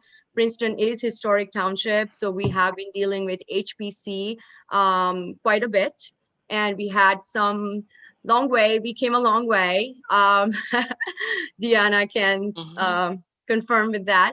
But yes, so I guess this is a unique situation. And so we have to go back to our electrical experts. Andrew is our roadway lead, and we also have electrical and traffic subject matter experts. So we can take these concerns to them, and within the next week or so, we can get back to Deanna regarding any findings or any, any possible solutions. Because right now we just don't have any other answer. So we'll just Okay. get back to you. All right, well, that's very helpful. Dwayne and then David? Ms. Patel may have addressed this when she said this is a unique situation, but I was going to say before she said that, as I was raising my hand, that I would imagine that there must be another town that has a pretty nice downtown like we have that probably had the same question pop up before. And I was going to ask if there are examples out there of how they dealt with it as far as the camouflaging and making sure we still, meet whatever the the requirements are, and issues with ventilation and things like that, and have the box be able to function the way it needs to function. I don't know if you've ever ran into any experience with any other town that had that issue, and how did they deal with that? Yeah, as I mentioned, we, as you can see, the next street down within Princeton Township, it is exposed. It has been placed as is. So that is more, that's more common for our comptroller to be exposed. And I understand what you're trying to say, that it's not appealing. And so we will, we will try to see if something can be done. As you know, we do have constraint because there is electrical wiring, and there is a historical district and being in front of gates. So we are working with lots of constraint. So we have to think about all of those items before we can tell you anything final. I mean, I think I know some, if I may, I think I know some examples of what you're talking about. I think I've seen it in like Center City, Philadelphia, for example, where I've seen the cabinets, I guess, painted, I guess some sort of almost like a mural. That's not, I've never seen a DOT cabinet done that way, but I'm wondering maybe that's something that you have in mind, that you're talking about. Michelle, to your answer, I haven't necessarily seen any sort of green infrastructure, any sort of hedges or what have you around it. I know there's a tree right next to it. I know that's not really the best answer. There's no room for planting. I mean, it would have to be an enclosure like the kiosk. Yeah. But the comment I wanted to make is, I don't know if you're planning to go back to HPC with this, but they have not seen it. They're not going to be happy with it. I can guarantee that. So I just want to, urge you to really make sincere effort to find a better solution, because it's not great right now. Yeah. One other suggestion, just to ask a question. Was it considered to put on, instead of on Nassau Street itself, to put it on Witherspoon Street? I had actually asked our electrical people that today. Part of their concern is that it will actually split up the pedestrian space. Along Witherspoon itself, it looks like there is a huge underground electrical line. From my understanding, there's a substation a few blocks down off of, is it Wiggins Street? Yes. Yep. So there's like a huge vault right there in that corner. So from my understanding, it will get very complicated with underground utilities in that location. I asked the same thing, because I looked at Vandeveer and thought, well, why can't we just put it on away from the intersection? But I think their concern is mainly with the underground utilities at that location. Well, I just thought of that because we are redesigning that part, and there's going to be greenery there, so maybe something could have been designed around it. But. Right. Well, so why don't we agree that we'll let engineering and DOT discuss this and come back to us, since we're not going to figure it out tonight. Absolutely. Yeah, we'll go back to our electrical and traffic guys and see if there's any alternatives that we can explore. Yeah. And Mia, did you have a? I just wanted to thank the folks from NJDOT, because you really have been so helpful since the beginning of this project. And I know I've been in a number of meetings with you, and we appreciate your patience and hope that you understand that this is really a very significant part of our town, and the council is really invested right now in creating a beautiful public space leading up to the Fitz-Randolph Gates. And I also understand that there are many important things in the world beyond an ugly box, but it is so ugly. So if there's anything you could do, we would appreciate it and be very Yeah. so thank you. We'll do for sure. To answer Michelle's question, sometime, Michelle, we also have other issues, like we have to check what's within our DOT, NJ DOT right of way, New Jersey right of way. So we can pass beyond certain point to make it more hidden. So we do have many constraints, but we'll do our best. We'll get back to you guys. Really appreciate it. Thanks so much. Right. Thank Thank you. you. Thank you. Thank you very much for your time. Thank you, Mayor. everybody. Thank you, Council Member. Thank you. Take care. Take care. Okay. Next up on the agenda is ordinance public hearings. And first one up was ordinance 2021-20, an ordinance by the municipality of Princeton amending the SC Shopping Center District permitted uses, amending the schedule of zoning regulations in section 10B-246 of the Code of the Township of Princeton, New Jersey, 1968, amending the off-street parking requirements for retail, supermarkets, and shopping centers, amending the parking area screening standards, amending the sign standards, amending the buffer standards, and amending the lighting standards. So this was originally noticed for tonight, but there was a noticing problem, and the public hearing on this will actually be tomorrow evening. So I just wanted to note that as we had at the beginning of the meeting. Next Can I up, say one thing, Mark? I just also wanted to note that while that all sounds very dramatic and scary, it really is just an interim ordinance to ensure that we can basically keep things the way they are in terms of generally with lighting and parking and so on, while the new and not have the new developments that are going in have created nonconformities. And so this is our way to make sure that we don't create, that we address those nonconformities. So it's very technical, but the impact of it in terms of any changes to any of those things are not significant. So. right, and we'll get into all that detail tomorrow night, and people can question us relentlessly. Okay, next up is ordinance 2021-23. An ordinance by the municipality of Princeton initially prohibiting all classes of cannabis businesses within the municipality and amending Princeton's zoning regulations consistent therewithin. And again, that public hearing will not be tonight, but that will be August 9th, 2021. And the reason we can't do it tonight is this has to go in front of the planning board before we can have our public hearing. So we have to allow time for the planning board to have their hearing and then enough notice time after that. So again, this item will be brought up on August 9th. All right, moving on. Ordinance 2021-24. Bond ordinance providing for various improvements to parking utility in and by Princeton in the county of Mercer, New Jersey, appropriating $630,000 therefore, and authorizing the issuance of $630,000 bonds or notes of Princeton to finance the cost thereof. Can we get a motion and then we can have discussion? Okay, Michelle, thank you. Is there a second? Leticia, thank you very much. Questions, comments on this ordinance? Anyone from council before we go to the public?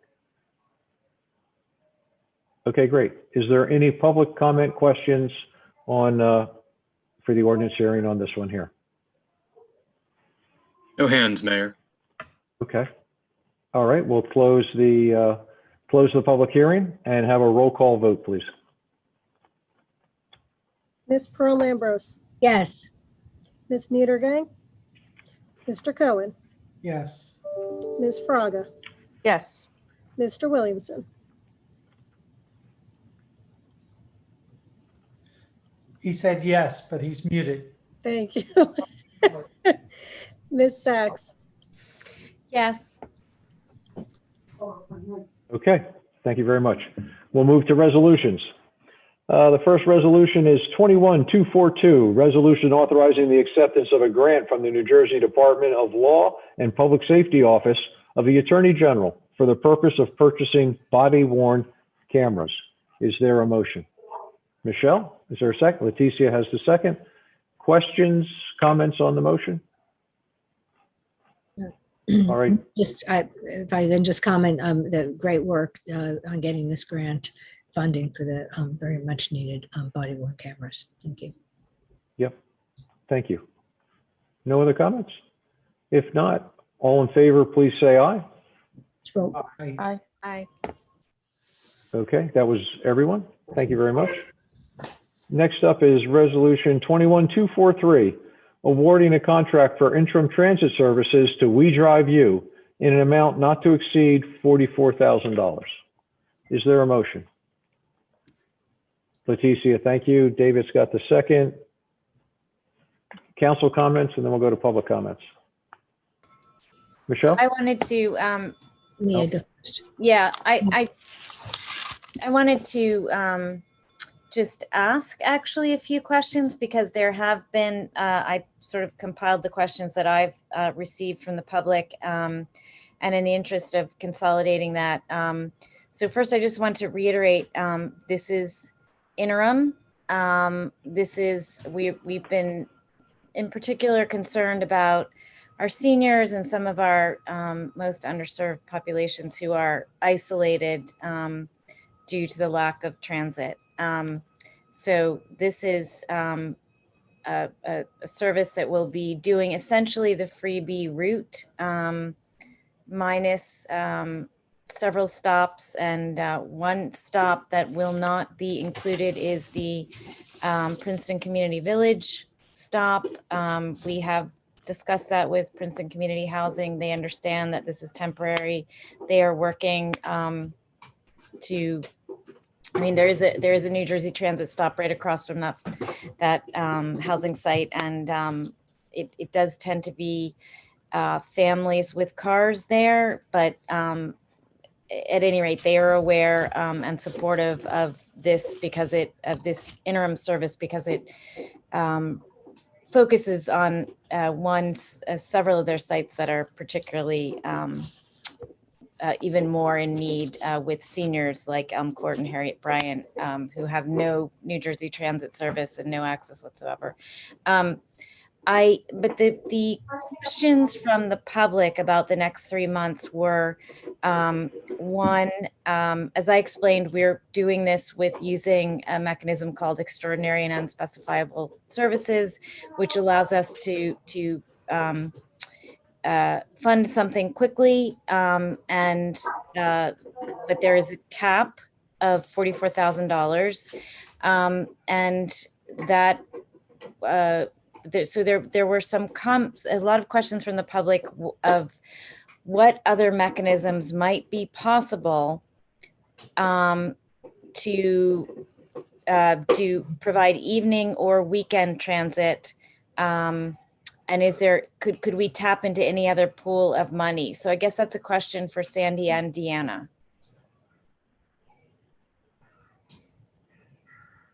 So that's okay. It's a question you're asking them right now. Sorry. It's a question I'm asking them right now because I've received that question from the public. So that's, yes. Oh, that's fine. I was actually reiterating the question just to give them more than 2 seconds to kind of think of an answer. So. Well, I have asked that it's something okay. This is not a new question to them. This is something that we've all been struggling with for weeks now. And I've talked to the attorneys. It's a question that I've asked many people, but there continue to be members of the public who would like to hear for themselves that there is no other mechanism to go beyond the 44,000. So I'm giving our staff a chance to explain that, since apparently I'm not able to explain it in a sufficiently convincing way. So have at it. Deanna, you want to start or you want me to start? I don't care. I can start, and you're the CFO. So if I mess up anything, please step in. We are bound by local public contract law, and with local public contract law, there are specific thresholds for when we need to receive bids for services versus when we can get quotes for services. And so because we have a qualified purchasing agent in our finance department, our bid threshold is $44,000. So at this point, we can accept a quote from We Drive You for the service as long as it stays under the $44,000 threshold. Anything else, Sandy? Nope, I think that's everything. Okay. And just to, Deanna, could you explain, when we asked We Drive You if they could provide evening or weekend service, that could you explain? My understanding is that that goes into a different bracket. I don't know if it's a different union or whatever, but that would take us over the threshold. Right, because the way the service is proposed right now, there is one driver that is doing the route each day. If we were to extend the hours of that service, then we would require more than one driver, which again puts us over the threshold, or could also shorten the duration that we are able to provide this service. So typically when you go through a bid process, it is about a month of time when you're out to bid and getting your bids back in, and then coming to council for a recommendation to award a contract. Prior to that, you have the time of creating the bid specification. So by establishing the contract the way it is with the 3.5 to 4 months of service, that gives us time to evaluate where we are with the interim service, build our bid specification, go out to bid and award a contract, all hopefully before this proposed service with We Drive You expires. Thank you. I'm trying to think. Yeah, I have and I actually do have another question. Do we know if there are any other towns around New Jersey that provide free public transit? Around Princeton, sorry, did I say New Jersey? Around Princeton. I think Mercer County, the counties provide the service typically. I'm not aware that neighboring municipalities provide that service. Okay, that's interesting. Yeah. So anyway, I just wanted to reassure the members of the public who would like to see an expanded service that we are working within the rather sometimes onerous constraints that all public officials have to abide by when it as it relates to public funding. And I think it's probably a good thing that there are restraints on how you can spend public money. And but we are working to expand the system. We could have waited to roll out a system that was perfect and covered everybody everywhere at all hours of day and night. But that would have left some critical members of our community going even longer over the next few months with no transit. So at least, we wanted to start with, we have five days of service, 3 hours in the morning and 3 hours in the afternoon. I will just say that I think, in my opinion, that's better than nothing at all. And so. Okay, thanks, Mia. David. Yeah, and I just wanted to try and put some positive spin on this. I'm actually pretty excited about the route because it does allow the new freebie to come every half hour.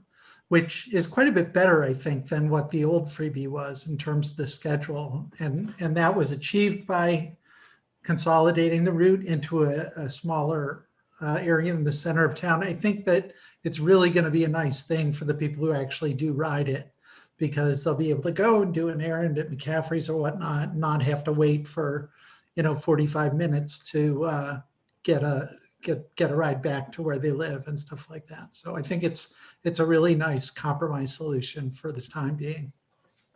Thanks, David. Michelle? Yeah, I totally agree with that, David. And that's a really good point. This is a really great start. I really want to commend my fellow councilwoman Mia Sachs and our staff, Deanna and Jim, worked really hard at this. And I think it's pretty miraculous to pull this together, because a couple months ago when we were talking about bringing the freebie back and that we had retired the old buses, it sounded like it was really going to be 2022 before we could do anything.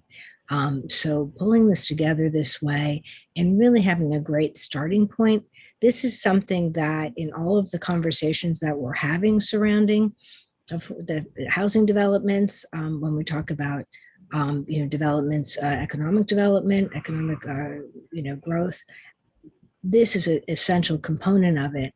And what you've been able to accomplish, I really appreciate very much. I know the university has also been very supportive, and this is really a great accomplishment. So I thank you and kudos. Thanks, Michelle.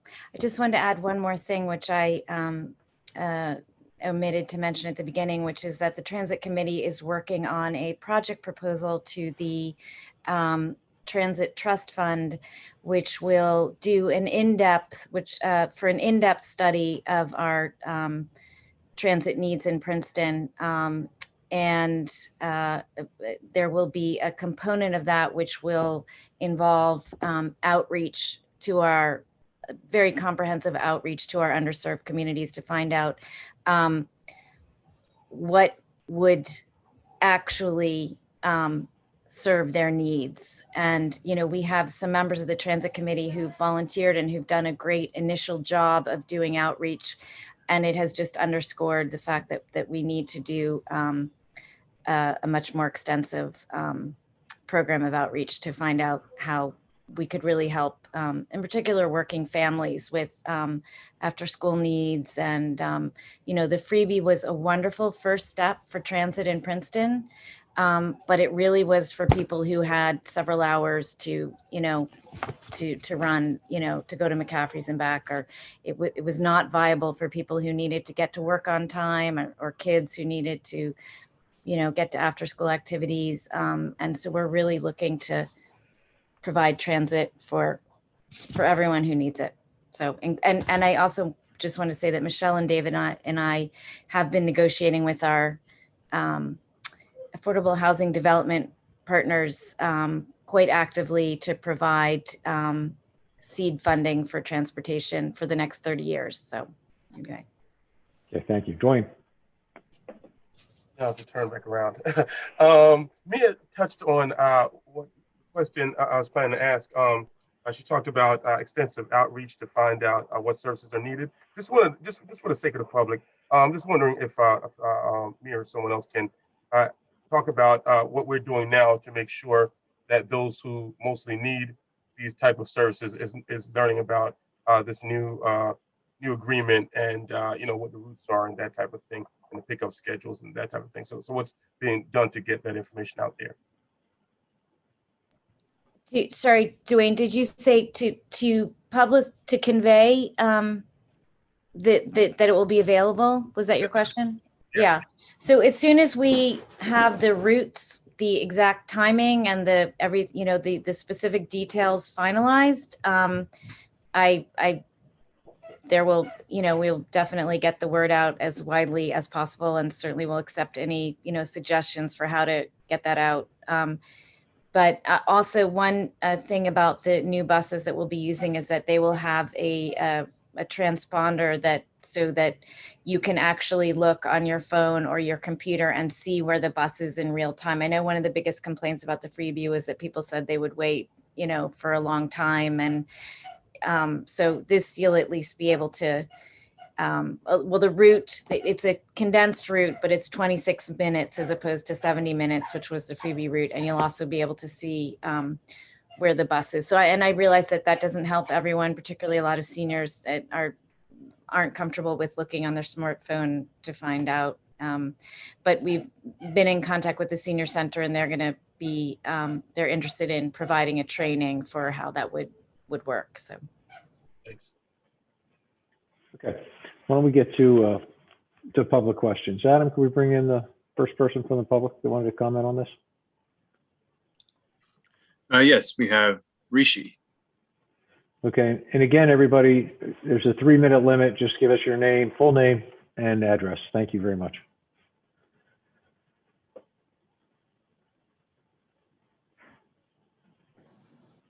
Hi, can you hear me? Yes, we can. Thank you. Okay. Hello again to everyone. I'm just going to be saying the same thing that are asking actually a little bit of a different question, but about the same thing. Could you just state your name and address for the record? Okay, yeah. My name is Harishi Somayaji, and my address is 4615 Quail Ridge Drive. Thank you. So I guess what I was hoping to get was a concrete statement on the long-term plan, or as many details as possible. In particular, like, is there any sort of concrete timeline or deadline for the expanded transit plan? Has an expanded bid put in? Is the 4-month figure that was presented realistic, or in the opinion of the council? And another question also is that any details about the finances that you could give would be appreciated. And then finally, how would the expanded transit differ from the interim freebie that we have now, or the freebie of the past? So I'll just start, Rishi, to say that in terms of whether the timing is realistic or not, we run out of money at 3 months, 12 days in terms of how far the way we're funding it now. That's how much we get with. So if we haven't figured something out, then we will have no service at all in 3 months and 12 days. So I very much hope that, and our attorneys and our engineers and our financial advisors are working on doing the bid specs for the enhanced system. And in terms of how it would work, in terms of what would be the difference, first of all, evenings, and I think, the freebie did have one evening. Was it, Deanna, was it one evening route? Yeah. Yeah, it had a route. The service ended at 8:12 p.m. previously. Yeah. And it also started earlier. So obviously that would be, we would expand to what the boundaries of what the freebie was. And also, I think it was it Saturday morning or all day Saturday? All day Saturday All as day well. Saturday. So we would include Saturday. And the 2 stops that are not currently included on the shorter route, which is Princeton Community Housing and the Dinky, those would be added back in. But so that would be the next, if we look at this as a sort of a tiered process, that would be the next step that we would move to. In terms of where we want to go ultimately with transit, I'm not a professional transportation expert or planner, and that's why we are, going to be applying to the Transit Trust Fund to hire someone to look at what a real system would be. But I can tell you, we need more frequent service. We need routes which are interconnected but smaller. We need to connect with the university's routes. We need to look at how we're connecting with New Jersey Transit.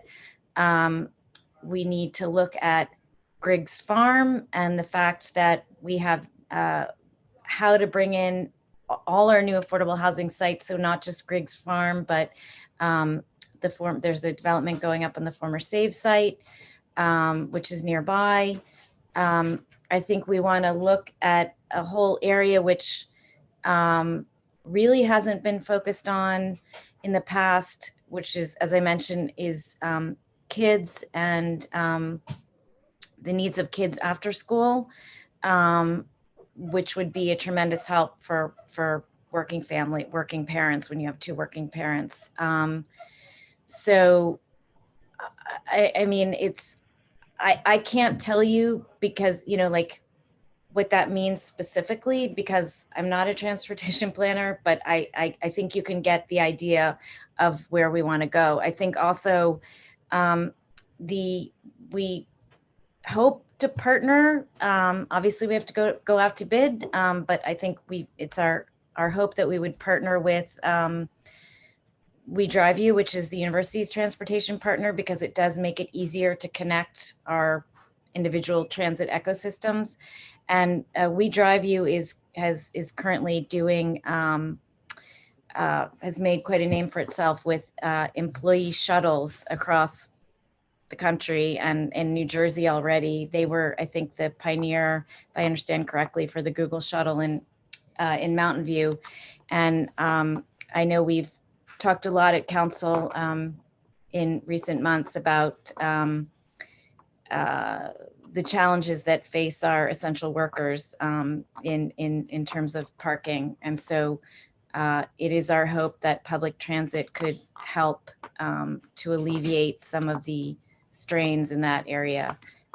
So there's a lot that needs to be done with public transit in Princeton, and that I believe will help provide a better solution for a lot of issues that we are confronting on various fronts. So, Thank you, Mia. If I could just follow up on one last thing real quick, it's going to take like 20 seconds. I know, Mia, previously you mentioned the details of this like financial bid that was going through to help, to support the expanded system, the long-term project. Mm-hmm. Do you have any like details of this arrangement, or like to what degree the success has been had? Well, why don't we just say that the bid has not yet been prepared? So the bid has to be prepared, and then at the appropriate time, the bid will be let out, and then people will provide us with proposals. I mean, that's the process. So there's really no way to, as Mia has already stated, there's no way to give you the exact detail, because we're going to try to have a transit study done to help guide what that bid should contain. So that's to be determined. I don't know if it helps, Srishi, but I'll just say that, you know, the town has been spending about $200,000 a year on the freebie. So, you know, and just to give you a ballpark and you know, I don't know if that helps. In terms of, you know, the specifics of a bid, I don't know if you're familiar with, if you've ever read a municipal bid. It's a different language. It would be hard for me to describe to you, and I don't even know how to explain to you what it's usually can often be 100 pages long. I don't quite know how to answer that question other than, yeah. I think the question's been answered. Okay. Okay. All right. So we're going to go to the next member of the public. Okay. Bringing in Fatima. Hi, my name is Fatima Mughal. I just wanted to actually really quickly point back to the presentation that was made by the Board of Health. I thought that was really interesting, and especially the idea of bringing forth a resolution about that. I think that ties in actually really perfectly with this conversation, right? Because if we're thinking of racism as a public health emergency, you know, thinking again about who specifically this freebie bus really helps, it's folks within the historic Black community. It is, the immigrant community, along with, of course, so many others. But, if funds are being allocated, if we're thinking about priorities, this should absolutely be one of them. I know that there's this interim one, and I know that, the limitations of it are because of the limitations of that $44,000. So the question that I have is just, so this is like up in the meantime, what is the timeline for that, as this is happening, I think you said, was it the 3 months is how long this will be? And then is it going to be expanded? Or are we waiting until the full expansion of the Princeton transit system for this to be expanded to those extra folks who are being left out? It is my hope, Fatima, and certainly the people who are working on this, that after 3 months and 12 days, or within the next 4 months, that we would at least be able to move to the next step that I mentioned, which is the expanded times, evenings and Saturdays, earlier mornings, and the 2 stops that aren't included now, and that then would be included. That would be the next step in this process. And I totally agree with you. I'm glad you made that point about the earlier resolution, because I was thinking the same thing, that it really ties in to what we're talking about here, ideally. Okay. But I will just say that the freebie, I would like us not to be thinking about going back to the freebie, because it did not fully, it was really not ideal for those populations that you mentioned. It was better than nothing, but we as a town can do a lot better than that. And that's what we're moving toward. Right. So just really quick. So a follow-up that when you do go to the next step, is there a reason why the expanded route, like again, to like the really, really important places like the hospital, why that can't be done within this next step? I don't think that, I'm not saying that it couldn't. I think the hospital is an important one. Right. Okay. So I think, again, we're going to do a transit study, and I think that the transit study will look at what New Jersey Transit offers, what the university offers, and try to tie all that together. So and that there's no way to tell you exactly what the details are going to be yet until that comes out. So all that would be looked at and considered. Right. Again, I think just my question is that again, as I mentioned at the transit meeting, is that, it has been over a year. We have a lot of folks who've been, in really rough situations, walking in this heat again for over, everything. I don't need to remind you. So just that I think time is of the essence, and knowing that this is a priority, and knowing that like within the next step, if possible, that is something that's going to be done, I think will be something the community would really, really appreciate. Yeah, so noted. And I think we all agree with you. Thank you. Adam, can we bring in the next person? Okay, next we have Mani. Hello, my name is Manik Dhar. I'm from, I live at 15 Dickinson Street. So I'm also speaking from Princeton Mutual Aid, and related to this conversation, and I think you mentioned that there will be I guess a transportation related survey soon. So I know that currently there has been a mobility survey going around town, and I'm glad that's happening. And it seems that there's been an online form, and I think about 2 to 3 volunteers were tasked with, it seems to be surveying the whole town, especially focusing on residents who are not usually represented. So now 2 to 3 people can like work very hard, and they certainly are, and try to collect these things. But I was wondering if there's like a more concrete idea of like how to actually target like greater groups of people, maybe hire more people to do these things rather than relying on like a handful of volunteers. Because if we, Nick, let me just interrupt you. As I mentioned at the beginning, that study was a volunteer study, but I think I elaborated quite a bit in my initial comments about how our proposal to the Transit Trust Fund does include a request for funding to do a more scientific, more extensive, more in-depth survey along the lines of exactly what you're saying. And I'm sorry to interrupt, but I just, I hear what you're saying, and we agree, and we are on the same page on that. Oh, okay. I see. Yeah, thank you for that clarification. Sure. Okay, thank you. Adam, can we bring in the next person? Apologies. Next we have Edward. Okay. Hi, good evening, Mayor and members of council. This is Ed Truselli from Princeton Community Housing, and thank you for the opportunity to speak here this evening. I'll keep my comments brief. I am speaking on behalf of the organization, and we just wanted to express our gratitude to Councilwoman Sachs and members of staff for having to go out to bid ourselves for many things, how challenging the process can be.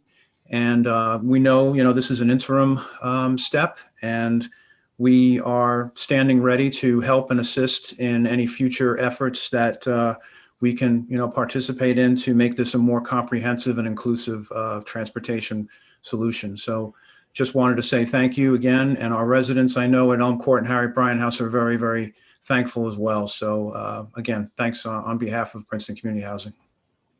Thank you, Ed. Thanks, Ed. Okay, Adam, I think we have another person who has her hand up. Yes, we have Mika. Hi, can you all hear me? Yeah, Mika, if you could just give us your name and address. Sure. My name is Mika Kelly, and I'm at 1 Lawrence Drive. And I am sorry.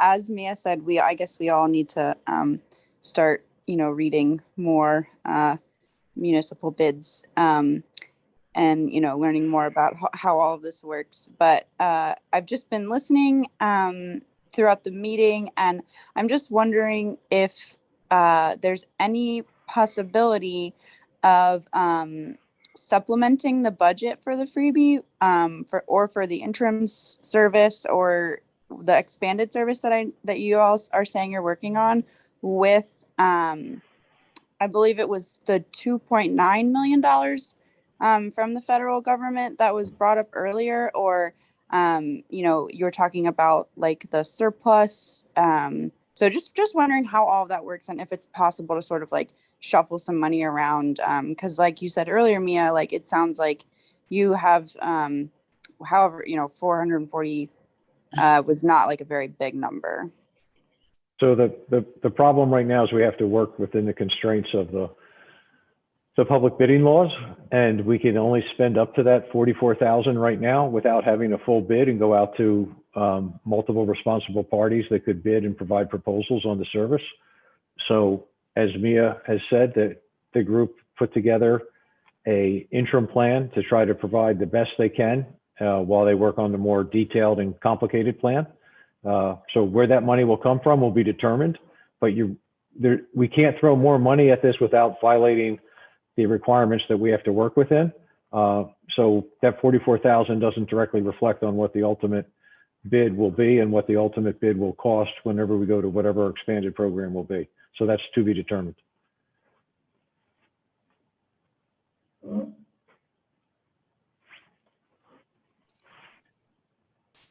Okay. All right. Okay. Do we have any other hands up?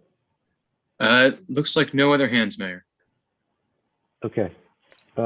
If there's no further council comments, we could vote on the resolution to approve the money for this. Seeing no other comments, all in favor, please say aye. Aye. Aye. Aye. Okay. David, was that an aye? There was. So was, thank you. Okay, ayes by all. Thank you very much. Thank you, everybody that joined that conversation. Next up is Resolution 21244, authorizing a bid award to Messacola Excavating for the not to exceed amount of $218,706 for the 2021 Storm Sewer Improvement Project. Is there a motion? David has the motion, second by Michelle. Questions or comments on the resolution? All right, seeing none, all in favor, please say aye. Aye. Aye. Okay, thank you very much.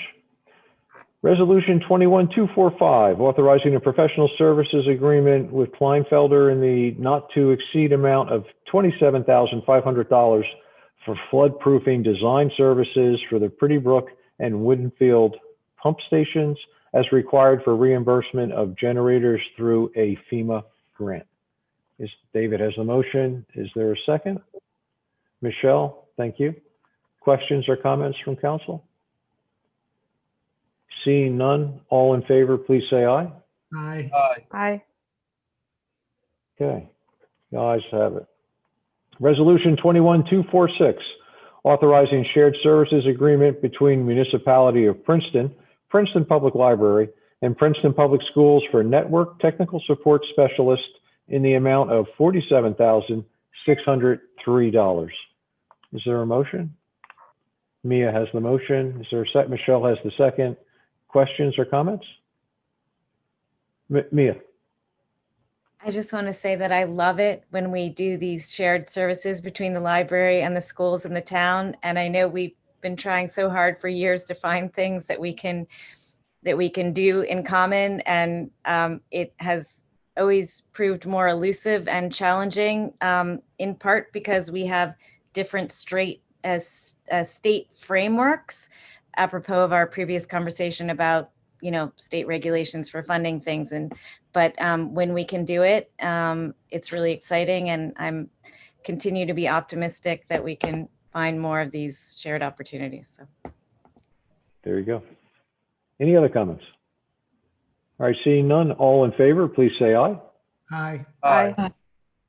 Okay, that's everybody, ayes have it. 21247, resolution authorizing shared services agreement between the Municipality of Princeton, Princeton Public School District, and Princeton Public Library for managed network services from July 1, 2021 to July 30, 2022 in the amount of $29,964. Is there a motion? Mia has the motion. Michelle has the second. Any questions or comments? All right, if not, all in favor, please say aye. Aye. Aye. Okay, everyone said aye, thank you.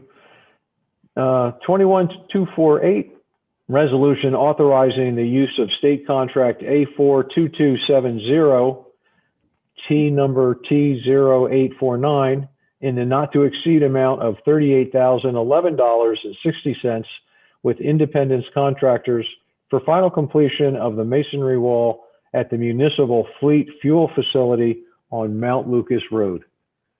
Is there a motion? Michelle. Leticia has the second. Any comments or questions? David?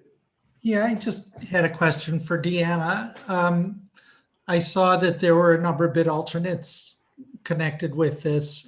My understanding is that they were essentially all above the budget. So we're just going with the base bid, which is the wall in its current footprint, but made taller so that it fully screens the station, and having a brick veneer applied to it and a limestone cap. Is that basically correct? That is correct. Okay. And there's no chance that things will come in below budget and we'll be able to add anything of the bid alternates that were Unfortunately, no. Okay. But David, I think the thought is that we could look at doing more landscaping on the sides to help block the view instead of having to do something that's as expensive as constructing more walls and veneer on them. Okay. And the request that DPW had, I couldn't quite figure out how that was that being accommodated? It is not, but the size of the generator that is required to run the facility is quite small. And so we are looking at other options of how to house that within the existing structure that we have. Okay. Yeah, it should fit inside. Any other questions or comments? I'd just like to thank Deanna and everybody from engineering that worked on this to find a way to actually move this forward and get this done. So it's been hanging there, so very much appreciated. All right, no other comments? I'm sorry, Michelle. I'm sorry, I just have one question for Deanna. I have Shade Tree Commission tomorrow night, and it'll come up. I'm sure I'd like to report. Do you know about approximately what the time frame would be when this will be completed? Will it be completed in terms of the fall, in time for the fall planting? Yes, that's the intention, is that the contractor will be out hopefully within the next month. We've been trying to tie him down on a date, and then he can complete the work so we can get the fall planting completed. Great. They'll all be happy to hear that. Thank you so much. Definitely. You're welcome. Okay, all in favor, please say aye. Aye. Aye. Thank you very much. Okay. 21249, resolution authorizing the transfer of Princeton's General Assistance Program to Mercer County Board of Social Services. Is there a motion? Leticia has the motion. Is there a second? Dwayne has the second. Thank you very much. I would also like to comment on this resolution, because I understand that we've, some of you and myself included, have heard from some of our residents expressing concern about us transferring this program to the county. And I can honestly say I myself initially had reservations. However, taking into consideration what some of the challenges have been, what some of the limitations have been historically in implementing this program, and taking into consideration also that this was a recommendation from our outgoing Director of Human Services, who, as most of you know, has her last day was actually earlier this month. In the past, well, just to give you some really general background, general assistance at the local level is limited to single individuals. So historically, families or individuals with children have all along had to go to the county to apply for these services. So this was only limited to single individuals, which on an average, the Human Services Department has 6 clients on any given month that they assist. And this program, the general assistance, also had limitations is for individuals who needed to apply for SNAP benefits, which is we know as food stamps, still had to go to the county to get provide documentation in order to prove eligibility for that. As I mentioned, it's been limited to single individuals, but even with that said, Human Services would still assist families with children or others who might not be qualified to apply for the services. Individuals, families with children would just need to go to the county to provide the documentation to prove eligibility. And I was assured that the Human Services Department will continue to do that. Whether it's for single individuals or for families, they'll still continue assisting individuals in applying for the general assistance, for the SNAP benefits, for the family care, which is the health care insurance. And one benefit of transferring to the county is that in the past, Human Services is only able to issue checks for individuals who are in the program, and that provided a challenge for homeless individuals who may not have had a bank account or an ID. Human Services could only issue checks. At the county level, once someone's eligible, determined eligible, they're issued an EBT card, and the county automatically will transfer the funds into their EBT card. Up to now, when our local office was issuing the checks, individuals would have to go into the office each month to pick up their check. Another one of the challenges once our director left and why it was recommended that it be transferred to the county, which is actually something that the county themselves recommended, is that there's intensive training involved when training a new director or the individual that's going to be administering the program. And the county was not interested in taking this on at an interim level. Something that we have been able to do in the past is that whenever our director was on leave and needed, there was an agreement with neighboring towns to take it over when our director was on leave. However, most towns and municipalities have been transferring their program to the county level, so that's no longer an option for us, for Princeton. So it just makes sense to transfer it to the county. But like I said, the Human Services Department will still continue to assist individuals in applying. They will just need to take their documentation to the county to prove eligibility. Thank you, Leticia. Michelle? Thank you. Are there concerns in terms of, I've heard some concerns in terms of transportation. Is it difficult, will be more difficult for people to be able to get services? It sounds like there's some pluses to it. That would Yes. be a downside in terms of transportation, or I guess they'd have to take a New Jersey Transit. Correct. And as they've been doing, as I mentioned earlier, that the Human Services Department would do the initial intake, but individuals would still need to go, has still been required to go to the county to provide documentation in order to receive the SNAP benefits. So they is something that they were required to do anyway. But with the one of the pluses as far as transportation is concerned, that instead of individuals having to go on a monthly basis to the Human Services Office to pick up their check, once they are qualified, they'll be able to receive those funds automatically on their EBT card. Oh, good, good. Right. Any other council questions? There's a hand up from the public, so I do want to get to that.